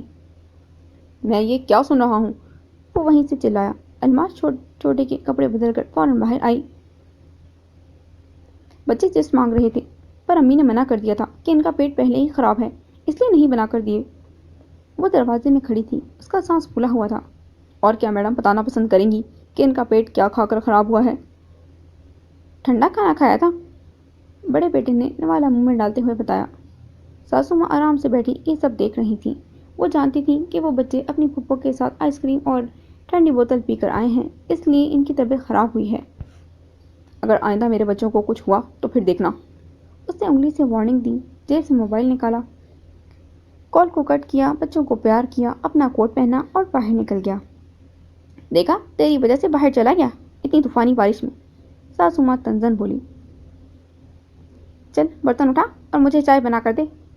اٹھ کر اپنے کمرے میں چلی گئی۔ بچے بھی ٹی وی دیکھنے لگ گئے۔ کالے دوپٹے والی نے برتن اٹھا کر کچن میں رکھے، ساس کو چائے بنا کر دی اور ٹھنڈے پانی سے برتن دھونے لگی۔ کھڑکی سے باہر دیکھا، بارش اب بھی ہو رہی تھی۔ اسے یاد آیا اس نے گیس بند کی تھی، پھر چولہا کس نے چلایا تھا؟ اسے کچن سے نکل جانے کے بعد آفتاب ہی کچن میں آیا تھا۔ اس نے ایسا کیوں کیا ہوگا؟ اس کا جواب وہ اچھے سے جانتی تھی، اور یہ پہلی بار نہیں ہوا تھا۔ آفتاب اس طرح تیار ہو کر باہر جائے۔ وہ ہر وقت فون پر کس سے باتیں کرتا ہے، اسے سب خبر تھی۔ اپنی نند اور ساس کی باتوں سے اسے پتہ چلا تھا کہ آفتاب اپنی کسی کزن کو پسند کرتا ہے۔ اسے طلاق ہو چکی تھی اور اب دوبارہ اس سے رابطے میں ہے۔ کچن سے فارغ ہونے کے بعد پانی کی بوتل لے کر اپنے کمرے میں آ گئی۔ بچے اب بھی ٹی وی دیکھ رہے تھے اور رضائی لے کر بیڈ پر لیٹے ہوئے تھے۔ آنکھیں بند کی تو اپنی امی کا چہرہ سامنے آ گیا۔ الماش تو ان کی بیٹی تھی، بالکل ایک چھوٹے سے خرگوش کی طرح، اس ہی کی طرح بڑی بڑی آنکھیں۔ اس کی امی اس کی دو پونیاں بناتی تھیں، بالکل خرگوش کے بڑے بڑے کانوں کی طرح۔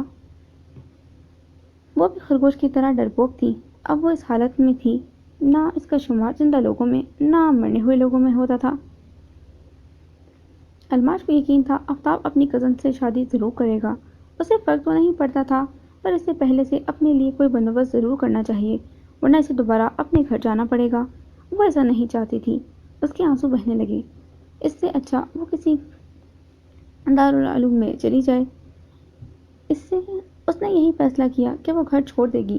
اس کے چلے جانے سے فرق تو کسی کو نہیں پڑے گا، تو ادھر رہنے کا کیا فائدہ؟ وہ کتنی دیر آنسو بہاتی رہی۔ کاش ماما آپ زندہ ہوتی، میں بھی آپ کے گھر پر ہوتی۔ ماما مجھے بہت ڈر لگتا ہے، پلیز مجھے یہاں سے لے جائیں۔ اپنے آنسو صاف کیے، سر میں درد مزید بڑھ گیا، دوا کا اثر ہونے لگا اور وہ سو گئی۔ اس کی یہ خواہش بھی جلد پوری ہونے والی تھی۔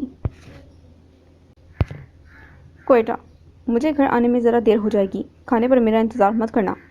تم پچھلے پورے ہفتے سے گھر دیر سے آ رہے ہو، ایسا کون سا کام ہے جس کی وجہ سے تم رات کو دیر سے گھر آتے ہو؟ میں جلدی میں ہوں، آ کر بات کروں گا۔ اپنے کوٹ کے بٹن بند کیے اور بیگ کندھے پر ڈالا۔ عمران احمد، کیا بات ہے؟ مجھے بتاؤ تو صحیح، میں تمہاری ماں ہوں۔ اماں جی نے چائے کا کپ میز پر رکھا اور کرسی پر بیٹھ گئی۔ دونوں ماں بیٹے کچن میں موجود تھے۔ عمران احمد دیوار کے ساتھ ٹیک لگا کر کھڑا تھا۔ اس کی نظر زمین پر تھی۔ جینس کی پینٹ کے اوپر چیک والی شرٹ پہنی ہوئی تھی، پیروں میں بھورے رنگ کے بوٹ تھے۔ کالے رنگ کے کوٹ کو ہاتھوں میں لیے وہ دونوں بازو سینے سے باندھے کھڑا تھا۔ بال بکھرے ہوئے تھے۔ وہ اچھا خاصا لمبا اور چوڑا انسان تھا۔ اماں جی دونوں بازو میز پر رکھ کر لہسن چھیل رہی تھیں۔ ان کی نظریں اپنے بیٹے پر تھیں۔ دکان کی وجہ سے مصروف ہوں، ابھی جلدی دکان پر پہنچنا ہے۔ اس نے بات ٹال دی اور باہر نکل گیا۔ پہلے عریش کے کمرے میں گیا، پھر تھوڑی دیر بعد گھر سے باہر نکل گیا۔ ماں جی کچن کی کھڑکی سے سب دیکھ رہی تھیں۔ اس کے جاتے ہی اماں جی فوراً عریش کے کمرے میں پہنچی۔ صبح کا وقت تھا، وہ یونیورسٹی کے لیے تیار ہو رہا تھا۔ اماں جی کو دیکھ کر ان کے پاس بیڈ پر بیٹھ گیا۔ مجھے تم سے ایک کام ہے، کیا تم میرا ایک کام کرو گے؟ جی آپ حکم کریں۔ مجھے عمران احمد کی بہت فکر ہو رہی تھی، تم اس سے پوچھو کہ کیا ہوا ہے، شاید تمہیں ہی کچھ بتا دے۔ آپ پریشان نہ ہو، میں اس سے بات کروں گا۔ عریش نے انہیں تسلی دی، ان سے اجازت لے کر یونیورسٹی کے لیے نکل پڑا۔ اماں جی بھی گھر کے کاموں میں مصروف ہو گئیں۔ یونیورسٹی پہنچ کر عریش نے پہلے اپنی کلاسز اٹینڈ کی، پھر عمران احمد کو تلاش کیا اور اسے لائبریری میں نظر آیا۔ وہ اسے لائبریری میں نظر آیا۔ اس کے آگے چند کتابیں پڑی ہوئی تھیں، شاید نوٹس بنا رہا تھا۔ اس سے پہلے عریش اس میز کے پاس پہنچتا، ایک لڑکی عمران احمد کے پاس آ کر بیٹھ گئی۔ عریش ادھر ہی رک گیا۔ اس نے شیلف سے ایک کتاب اٹھائی اور اس میز سے کچھ دور بیٹھ گیا۔ اس لڑکی نے جینس کے اوپر سبز رنگ کا پھولوں والا ٹاپ پہنا ہوا تھا، گلے میں اسکارف تھا، بالوں کی ہائی پونی ٹیل بنائی ہوئی تھی۔ اس کی بڑی بڑی آنکھیں تھیں، سیدھے ہاتھ میں کافی زیادہ دھاگے بندھے ہوئے تھے۔ وہ دونوں آپس میں کسی بات پر بحث کر رہے تھے۔ عریش کی ایک نظر کتاب پر اور دوسری نظر ان دونوں کی باتوں پر تھی۔ وہ لڑکی کسی بات پر ناراض لگ رہی تھی۔ کچھ دیر بعد اس لڑکی نے اپنی کتابیں اٹھائیں، کرسی کو زور سے پیچھے کیا، بیگ پکڑا اور وہاں سے پیر پٹکتی چلی گئی۔ عمران احمد دونوں بازو سینے پر باندھے، ٹانگ پر ٹانگ رکھے اسے دیکھ رہا تھا۔ اس کے جانے کے بعد وہ سر جھکا کر بیٹھ گیا۔ عریش نے اپنا بیگ پکڑا اور بہت آرام سے چلتا ہوا عمران احمد کے سامنے والی کرسی پر بیٹھ گیا۔ کافی اچھی پرفیوم کی خوشبو ہے۔ عریش نے گہری سانس لی۔ تم یہاں کیا کر رہے ہو؟ اس وقت تمہاری کلاس ہوتی ہے نا؟ آج موسم کافی اچھا ہے تو اس لیے کلاس چھوڑ دی۔ ویسے بھی یونیورسٹی میں فیئر ویل پارٹی کی تیاری چل رہی ہے تو میں ادھر آ گیا۔ وہ انگڑائی لے کر بولا۔ میری کلاس شروع ہونے والی ہے، تم بیٹھو، میں چلتا ہوں۔ وہ اپنی کتابیں سمیٹنے لگا۔ میں بحث کے موڈ میں نہیں ہوں، یہ بتاؤ وہ لڑکی کون تھی اور یہ سب کب سے چل رہا ہے؟ مجھے اب تک خبر کیوں نہیں ہوئی؟ میز پر اپنا ہاتھ مار کر بولا۔ مجھے ان تینوں سوالوں کے جواب چاہیے۔ نہ دوں تو؟ وہ ادھر ہی رک گیا۔ مجھے لگا ہم دوست ہیں تو سوچا تمہاری مدد کر دوں۔ عریش نے فوراً سیدھا ہو کر بیٹھتے ہوئے کہا۔ چل اچھا ہو گیا تم خود آ گئی، میرے ساتھ چل، مجھے ذرا کام ہے۔ اپنا بیگ لے کر چل پڑا۔ عریش نے جلدی سے اپنا بیگ پکڑا اور اس کے پیچھے بھاگا۔ ہم کہاں جا رہے ہیں؟ کسی کا حساب پورا کرنا ہے۔ یعنی پھر کسی کی چترول کرنی ہے؟ تم نے تو اسے اپنی ہابی ہی بنا لی ہے، اب کس کی شامت آئی ہے؟ دونوں گراؤنڈ میں پہنچے۔ عمران احمد نے بائک سٹارٹ کی، عریش اس کے پیچھے بیٹھ گیا۔ بائک لے کر یونیورسٹی سے باہر آ گیا۔ بائک کی سپیڈ کافی تیز تھی۔ دو لوگوں کو سبق سکھانا ہے، کافی دیر سے میری ان پر نظر تھی اور دوبارہ شہر آئے ہیں۔ وہ لڑکی کون تھی؟ عریش کی سوئی وہیں اٹکی ہوئی تھی۔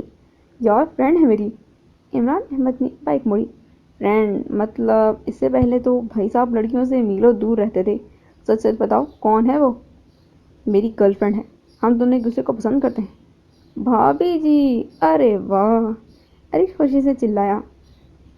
عمران احمد نے ایک جگہ بائک روکی، دونوں بائک سے اترے۔ یہ ایک بازار تھا اور یہاں کافی رش تھا۔ تم ادھر رکو، میں ابھی آتا ہوں، آس پاس نظر رکھنا۔ عمران نے اسے کچھ ہدایت دی اور گلیوں کے اندر غائب ہو گیا۔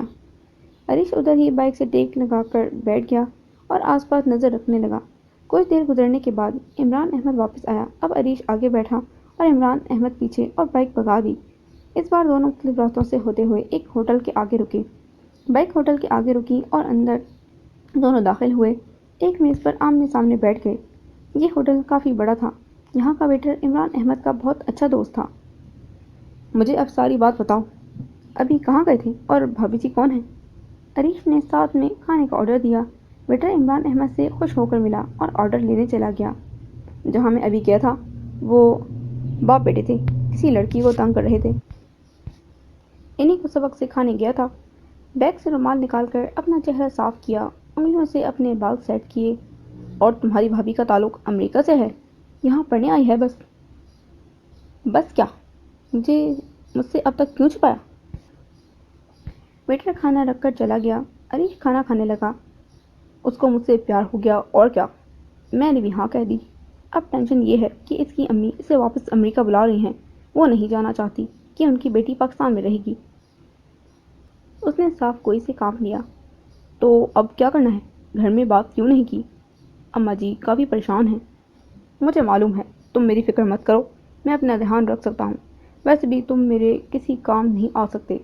ابھی عمران کی بات مکمل نہیں ہوئی تھی، ایک نقاب پوش آدمی ہوٹل میں داخل ہوا۔ اس نے عمران احمد پر نشانہ باندھا۔ عمران احمد کی پشت اس کی طرف تھی۔ اس سے پہلے کہ وہ فائر کرتا، عریش فوراً کھڑا ہوا۔ وہ فائر عریش کو لگ گئے۔ وہ آدمی اس وقت بھاگ گئے۔ وہاں ہوٹل میں بھگدڑ مچ گئی۔ عریش ادھر زمین پر گر گیا۔ ایک پل میں اس کا پورا جسم خون میں نہا گیا۔ فرش سارا لال ہو گیا۔ عمران احمد کی آنکھیں پھٹی کی پھٹی رہ گئیں۔ عریش اس کے پاس زمین میں خون سے لت پت پڑا تھا۔ عمران نے فوراً اسے گود میں اٹھایا اور باہر بھاگا۔ اس کی قسمت اچھی تھی کہ سڑک پر اسی وقت اسے ٹیکسی مل گئی۔ اسے فوراً اندر ڈالا اور خود ساتھ بیٹھ گیا۔ ڈرائیور نے ٹیکسی ہسپتال کی طرف دوڑا دی۔ عمران احمد نے جیب سے رومال نکالا اور اس کے زخموں پر رکھ دیا۔ خون مسلسل بہہ رہا تھا۔ عمران کے سارے کپڑے بھی خون سے بھر گئے۔ وہ تو بے ہوش ہو چکا تھا۔ وہ اسے ہوش میں لانے کی کوشش کر رہا تھا۔ آخرکار وہ قریبی ہسپتال پہنچ گئے۔ اسے ایمرجنسی میں اندر لے جایا گیا۔ عمران نے فارم فل کیا اور ٹینشن سے آئی سی یو کے باہر چکر لگانے لگا۔ اس کا رنگ اڑ گیا تھا۔ اسے اپنی آنکھوں پر یقین نہیں آ رہا تھا۔ اتنے میں وہی ویٹر عمران اور عریش کے بیگ ہوٹل سے لے کر آ گیا۔ وہ خود جلدی سے ہوٹل چھوڑ کر آیا تھا۔ عمران احمد نے اس سے فوراً موبائل لے کر اپنے ایک دوست کو کال ملائی۔ وہ دونوں ادھر بیٹھ گئے۔ جب آئی سی یو کا دروازہ کھلا اور نرس باہر آئی، اس کا خون کافی بہہ گیا ہے، جلدی سے بلڈ کا انتظام کریں۔ وہ یہ کہہ کر واپس چلی گئی۔ عمران احمد کے پسینے چھوٹنے لگے۔ اپنے 2-4 دوستوں کو فون کیا۔ تقریباً 15 منٹ بعد خون کا انتظام ہو گیا۔ اس کا آپریشن اب بھی جاری تھا۔ پولیس بھی ادھر آ گئی اور تفتیش کرنے لگی۔ عمران کے دوستوں نے انہیں ہینڈل کیا۔ وہ اس کنڈیشن میں نہیں تھا کہ ان کے سوالوں کے جواب دے سکتا۔ اسے یہ بھی فکر تھی کہ گھر کیا بتائے گا۔ وہ سر جھکا کر کرسی پر بیٹھ گیا، اپنے ہاتھ کی انگلیاں مروڑنے لگا۔ وہ لگاتار درود شریف پڑھ رہا تھا۔ اس کے دوست پاس ہی بیٹھے تھے۔ شام ہو چکی تھی جب ڈاکٹر باہر آیا۔ کیسا ہے میرا بھائی؟ عمران احمد کی سانسیں رکی ہوئی تھیں۔ ابھی تو خطرے سے باہر ہے، پر کمزوری بہت ہے۔ ابھی اس کو آبزرویشن میں رکھا ہے۔ صبح کو ٹیسٹ ہوں گے، پھر مزید کچھ پتہ چلے گا۔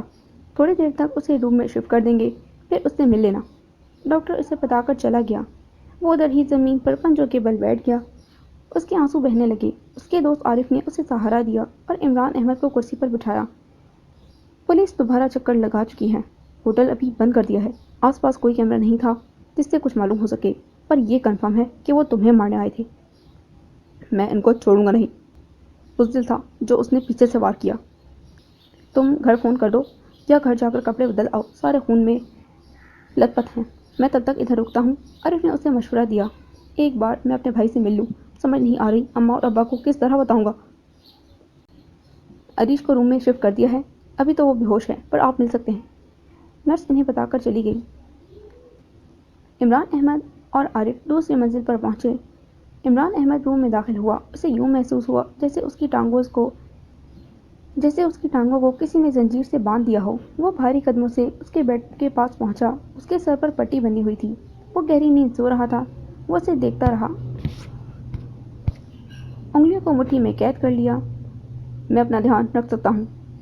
اس کے اپنے آخری الفاظ اس کے کانوں میں بار بار گونج رہے تھے۔ وہ غلط تھا۔ عریش نے بھائی ہونے کا حق ادا کیا تھا۔ عارف کمرے میں آیا اور اسے باہر لے گیا۔ دیکھ، گھر جا، اپنے والدین کو سچ بتا دے۔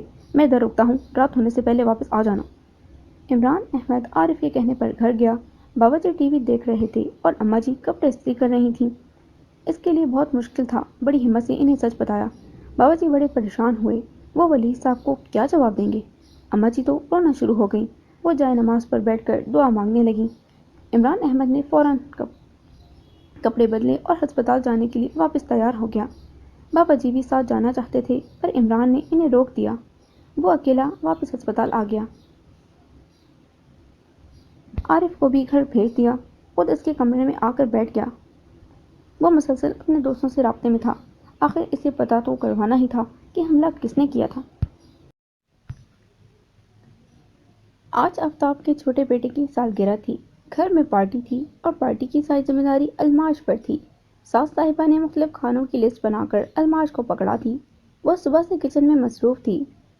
نند کل رات کو ہی اپنے بچوں کے ساتھ پہنچ چکی تھی۔ پہلے اس نے گھر کی صفائیاں کی، پھر بچوں کا کمرہ صاف کیا، ان کے کپڑے استری کیے۔ پارٹی بڑی تھی تو کھانا بھی اس حساب سے ہی زیادہ بننا تھا۔ سردی کی وجہ سے گیس کا مسئلہ تھا، پر ساس اور نند کی ہدایت تھی کھانا اسی پر ہی تیار ہوگا۔ آفتاب کی بہن کی شادی اپنی خالہ کے گھر ہوئی تھی، جس کا فائدہ وہ اٹھاتی۔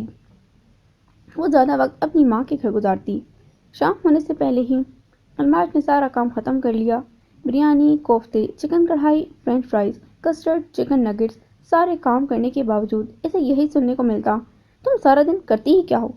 الماس نے آگے سے کبھی جواب نہیں دیا، وہ ہمیشہ خاموش ہو جاتی۔ اب تو آفتاب اس پر ہاتھ بھی اٹھاتا۔ ساس اور نند ہمیشہ یہی طعنے مارتی، نہ جانے اس کے گھر والوں نے اس کا رشتہ کیوں کر دیا، ان کا بیٹا اتنا خوبصورت ہے۔ ادھر آفتاب کو بھی اپنی خوبصورتی کا بہت غرور تھا۔ شام کو سب پارٹی میں جمع تھے، گھر مہمانوں سے بھرا ہوا تھا۔ الماس نے بچوں کو تیار کر دیا تھا، خود اس نے پرانے کپڑے پہنے ہوئے تھے۔ حلیے سے وہ کام والی لگ رہی تھی۔ کیک ماموں لے کر آئے تھے، اسے ٹیبل پر رکھ دیا۔ بس اب آفتاب کا انتظار تھا۔ بچے بار بار اپنے والد کو فون کر رہے تھے۔ الماس کچن کے دروازے کے پاس کھڑی تھی، گیٹ کھولنے کی آواز آئی۔ آفتاب بھاگتا ہوا اندر آیا، اس کا حلیہ بگڑا ہوا تھا۔ وہ سیدھا الماس کے آگے کھڑا ہو گیا، سب اسے دیکھنے لگے۔ سب سے زیادہ حیرت الماس کو ہوئی، کیونکہ اس کے ابا انکل فرقان اور بھائی عظیم بھی ساتھ میں تھے۔ اس رات تم کس کے ساتھ تھی؟ آفتاب پاگلوں کی طرح زور سے چلایا۔ الماس کے پیروں تلے زمین نکل گئی، وہ بت بن گئی۔ انکل فرقان اور عظیم دونوں ہال کے دروازے میں سر جھکائے کھڑے تھے۔ کیا ہوا ہے آفتاب بیٹا؟ اماں کی پیچھے سے آواز آئی۔ آپ کو پتہ ہے یہ اپنے یار کے ساتھ پکڑی گئی تھی، تبھی اس کے والدین نے اس کی شادی مجھ سے کر دی تھی۔ اس نے جیسے سب پر بم پھوڑا تھا، وہ بلند آواز میں سب کو بتا رہا تھا۔ تبھی تو میں اس کے گھر والوں کو ساتھ لایا ہوں، تاکہ ان کی بیٹی کے کرتوت سب کو بتاؤں۔ یہ باتیں سن کر الماس کی آنکھوں کے آگے اندھیرا آ گیا، اس کو چکر آیا، دروازے کے ہینڈل سے سہارا لیا۔ مجھے تو پہلے سے ہی شک تھا، اس کو دھکے دے کر نکالو اس گھر سے۔ ساس کمر پر ہاتھ رکھ کر ناک چڑھا کر بولی۔ آفتاب نے اسی وقت سب کے سامنے اسے طلاق دے دی۔ الماس پر جیسے بجلی گری، وہ پھٹی پھٹی آنکھوں سے آفتاب کو دیکھ رہی تھی۔ پورے گھر پر سناٹا چھا گیا، اس کا ماضی ایک بار پھر اس کے سامنے آ گیا۔ اپنی بیٹی کو لے جائیں یہاں سے، میرے بیٹے کے لیے عشقوں کی کمی نہیں۔ آفتاب کی ماں اپنا ہاتھ اٹھا کر بولی۔ آفتاب نے اس کا بازو پکڑ کر زور سے باہر کو دھکا دیا، وہ ہال میں فرش پر جا گری۔ نکل جاؤ میرے گھر سے، اپنی بیٹی کو لے جائیں یہاں سے، ورنہ پورا محلہ اکٹھا کر لوں گا۔ عظیم آگے بڑھا، اسے بازو سے اٹھایا، وہ ابھی تک سکتے کی حالت میں تھی۔ بمشکل اپنے پیروں پر کھڑی ہوئی۔ انکل فرقان فوراً گھر سے نکل گئے، عظیم بھی پیچھے چل دیا۔ الماس کھڑی ہوئی، دماغ فل گھوما ہوا تھا، ایک نظر پلٹ کر سب پر ڈالی، گہری سانس لی، اپنے آنسوؤں کو روکا اور لنگڑاتی ہوئی گھر سے باہر نکل گئی۔ گھر سے باہر قدم رکھا، رات کا اندھیرا ہر طرف پھیلا ہوا تھا۔ اچانک زور سے بادل گرجے۔ عظیم بھائی گلی کے کونے پر ہاتھ باندھے کھڑے تھے، اس نے ان کا چہرہ نہیں دیکھا، وہ چپ چاپ چلتی رہی۔ ابا تو نظر آئے ہی نہیں۔ اس کی حالت ایسی تھی جیسے کسی مسافر کو بیچ راستے اتار دیا ہو اور اسے نہ راستہ معلوم ہو اور نہ منزل۔ وہ سڑک پر چلنے لگی، بجلی چمکی اور ٹھنڈی ہوا چلنے لگی۔ اس نے ایک سویٹر پہنا ہوا تھا، پیروں میں جرابیں نہیں تھیں، بالوں کا جوڑا بنایا ہوا تھا جو 2 دن پہلے بنایا تھا۔ کام کی مصروفیت کی وجہ سے بالوں میں کنگھی بھی نہیں کی تھی، سر پر ایک شال تھی۔ آس پاس بہت سی گاڑیاں ہارن بجاتی گزر رہی تھیں، سڑک پر دکانوں پر رش تھا۔ اس نے نظر اٹھا کر ان دکانوں پر ڈالی، وہاں ایک بوڑھا آدمی غبارے بیچ رہا تھا۔ وہ کہاں جا رہی تھی، اسے ذرا ہوش نہیں تھا، وہ تو بس چلتی جا رہی تھی۔ ہلکی ہلکی بوندا باندی شروع ہو گئی، اس کے بال ہوا سے اڑنے لگے، ایسے لگ رہا تھا جیسے کسی قید سے آزاد ہو کر آئی ہو، اسے نئی زندگی ملی ہو۔ سڑک پر شور، ٹھنڈی ہوا، گاڑیوں کا شور، اسے سب اچھا لگ رہا تھا۔ اتنے میں ایک رکشا اس کے پاس آ کر رکا، وہ ادھر رک گئی۔ اندر عظیم بھائی بیٹھے تھے، وہ اس گھر میں دوبارہ نہیں جانا چاہتی تھی، پر اتنی رات کو وہ جاتی کہاں؟ خاموشی سے رکشے میں بیٹھ گئی، ابا تو پہلے ہی جا چکے تھے۔ رکشا سٹارٹ ہوا اور اپنی منزل کی طرف روانہ ہوا۔ اس کی نظر سڑک پر تھی، بارش ہونے لگی، ایک پل میں ساری سڑک گیلی ہو گئی۔ اشارہ لال ہوا تو رکشا رکا، بارش کے قطرے اس کے چہرے پر پڑ رہے تھے، اتنی سخت سردی میں بارش سے اسے راحت مل رہی تھی۔ رکشا دوبارہ چل پڑا اور اب اس کے گھر کے باہر رکا، وہ آرام سے اتری۔ عظیم بھائی نے پیسے دیے، چابی سے گیٹ کھولا اور فوراً اندر چلا گیا۔ وہ بارش سے بھیگ چکی تھی۔ اس نے گھر کے اندر قدم رکھا، بجلی زور سے چمکی، پورا صحن روشن ہو گیا۔ اس کی حالت آگے کنواں پیچھے کھائی والی تھی۔ گھر میں جائے تو مصیبت، اگر گھر سے چلی جائے تو مصیبت۔ وہ کتنی دیر اس بارش میں کھڑی رہی۔ فیصلہ کرنا مشکل تھا کہ کیا کرے۔ اس نے فیصلہ کر لیا۔ وہ واپس مڑی، دروازے کے لاک پر ہاتھ رکھا۔ کسی نے اس کے کندھے پر ہاتھ رکھا۔ کہاں جا رہی ہو؟ اندر چلو۔ بھابھی کی آواز تھی۔ انہوں نے اس کا بازو پکڑا اور اسے اندر کھینچ کر لے گئی۔ وہ گھر کے اندر داخل ہوئی۔ سامنے ٹی وی لاؤنج میں اس کی نظر دادی پر پڑی۔ وہ اسے گھور رہی تھی۔ نہ سلام نہ دعا، بس دادی اتنا بولی، لے آئی ہو طلاق؟ کروا دیا نا ذلیل ہمیں پورے خاندان میں، پڑ گئی تیرے کلیجے میں ٹھنڈ۔ بکواس کی تھی، واپس مت آنا۔ دادی بس کریں، بھابھی بولی، ابھی تو آئی ہے۔ ہاں تو کون سا مارکا مار کے آئی ہے؟ طلاق لے کر آئی ہے۔ وہ اس کا باپ روتا ہوا اندر گیا ہے، ابھی بھی اندر بیٹھا رو رہا ہے، منحوس لڑکی۔ وہ غصے سے اٹھی، اسے گالیاں دیتی ہوئی اندر کمرے میں چلی گئی۔ الماش خاموشی سے کھڑی رہی۔ شاید وہ کڑوی باتوں کی عادی ہو چکی تھی۔ اب تو وہ طلاق یافتہ تھی، اسے تو بہت کچھ اب برداشت کرنا تھا۔ ادھر آؤ۔ بھابھی اسے لے کر اس کے کمرے میں چلی گئی۔ کمرے کی لائٹ آن کی۔ اس کا کمرہ بالکل ویسا ہی تھا۔ اسے کرسی پر بٹھایا۔ سردی سے اس کا جسم کانپ رہا تھا۔ بھابھی نے اس کی الماری کھولی، الماری سے اس کے سردیوں کے کپڑے نکالے۔ یہ لو، جاؤ واش روم میں فوراً اپنے کپڑے بدل کر آؤ۔ ساتھ میں اسے تولیہ پکڑایا۔ وہ لنگڑاتی ہوئی واش روم میں چلی گئی۔ اس کے جسم پر چوٹوں کے نشان تھے۔ وہ نہا کر باہر نکلی۔ آسمانی رنگ کی موٹی شلوار قمیض پہنی ہوئی تھی۔ کمرے میں ہیٹر چل رہا تھا۔ وہ ہیٹر کے پاس کرسی پر بیٹھ گئی۔ ہیٹر کی گرمی سے اسے پورے جسم کو سکون محسوس ہوا۔ کندھے پر تولیہ تھا۔ دروازہ کھلا، بھابھی اندر داخل ہوئی۔ ان کے ہاتھ میں کھانے کی ٹرے تھی۔ وہ ٹرے الماش کے پاس اسٹڈی ٹیبل پر رکھ دی۔ تم نے اپنا سویٹر کیوں نہیں پہنا؟ بیڈ سے اس کا سویٹر اسے دیا اور اسے زبردستی پہنایا۔ یہ گرم دودھ پیو، اس سے پہلے کہ ٹھنڈا ہو جائے۔ ٹرے سے دودھ کا گلاس اٹھا کر اسے پکڑا دیا۔ اس نے وہ گلاس پکڑا اور ایک گھونٹ میں پی لیا۔ گرم دودھ پینے سے اسے راحت ملی۔ بھابھی نے اس کے گیلے بال خشک کیے اور اس کے بالوں میں کنگھی کی۔ وہ سر جھکا کر بیٹھی رہی۔ تمہارے لیے کھانا لائی ہوں، کھانے سے ناراض نہیں ہوتے، کھانا کھا لو۔ اس کے ہاتھ سے دودھ کا گلاس لیا۔ بعد میں دوا کھا لینا، صبح بات کریں گے۔ انہوں نے تولیہ ہوک پر ڈالا، کمرے سے باہر چلی گئی اور دروازہ بند کر دیا۔ الماش کو حیرت ہوئی، اتنے عرصے بعد کسی نے اس سے اچھے سے بات کی تھی، پر بھابھی کیوں اس کی اتنی فکر کر رہی تھی؟ ٹیبل پر نظر پڑی، کڑی چاول پکے ہوئے تھے۔ یہ اس کی پسندیدہ ڈش ہوتی تھی۔ اب تو جو ملے وہ کھا لیتی تھی۔ دل تو نہیں کر رہا تھا، بھوک بھی بہت سخت لگ رہی تھی۔ پلیٹ میں کھانا ڈالا اور کھانا کھانے لگی۔ لے آئی طلاق، لے آئی طلاق، دادی کے الفاظ اس کے کانوں میں گونج رہے تھے۔ بڑی مشکل سے کھانا کھایا۔ اس کے جسم میں کچھ جان آئی۔ پلیٹ میز پر رکھ دی، بیڈ سے جرابیں اٹھا کر پہنی، کرسی کے اوپر سے شال کی اور اوڑھ کر دوبارہ کرسی پر بیٹھ گئی۔ وہ کتنی دیر سر جھکائے بیٹھی رہی۔ آنسو اس کے گالوں پر ہوتے ہوئے زمین پر گرنے لگے۔ الماش کی عمر 18 سال ہو گئی۔ اس طلاق کے ساتھ اس نے اپنی زندگی گزارنی تھی۔ اپنے آنسو صاف کیے، چل کر کھڑکی کے پاس گئی، کھڑکی کھولی، ٹھنڈی ہوا کا جھونکا اندر آیا۔ ہوا سے اس کا سارا وجود لرز رہا تھا۔ بارش ابھی تک ہو رہی تھی۔ بارش میں صحیح سے نظر تو نہیں آ رہا تھا، پر آنٹی آمنہ کے گملے ابھی تک ویسے ہی بڑے تھے۔ اس نے کھڑکی بند کر دی، لائٹ آف کی، رضائی لی اور اپنے بیڈ پر لیٹ گئی۔ عجیب کشمکش کا شکار تھی۔ خوش ہو کہ اس نے جہنم سے جان تو چھڑا لی، یا روئی کہ دوسری جہنم میں طلاق لے کر آ گئی؟ وہ تو کسی کو شکایت کا موقع نہیں دینا چاہتی تھی۔ اس گھر میں اس کے ساتھ کیا سلوک ہوا تھا، کیسے بات بات پر اس کی بے عزتی ہوتی تھی۔ گھر کا سارا کام کرنے کے باوجود اسے ذلیل کیا جاتا تھا۔ اس کا شوہر اسے مارتا تھا۔ بچوں کی نظر میں وہ صرف ایک کام والی تھی۔ اپنی آنکھیں بند کر لی۔ کتنا اچھا ہوتا اگر اس نے کوئی ڈراؤنا خواب دیکھا ہوتا۔ وہ آنکھیں کھولتی اور سب ٹھیک ہو جاتا۔ وہ کس طرح اپنے باپ کا سامنا کرے گی، کس طرح دنیا کو فیس کرے گی؟ ابھی تو اسے عدت بھی پوری کرنی ہے۔ زندگی میں اس کے لیے اور کتنے امتحانات باقی ہیں، وہ سوچتے ہوئے سو گئی۔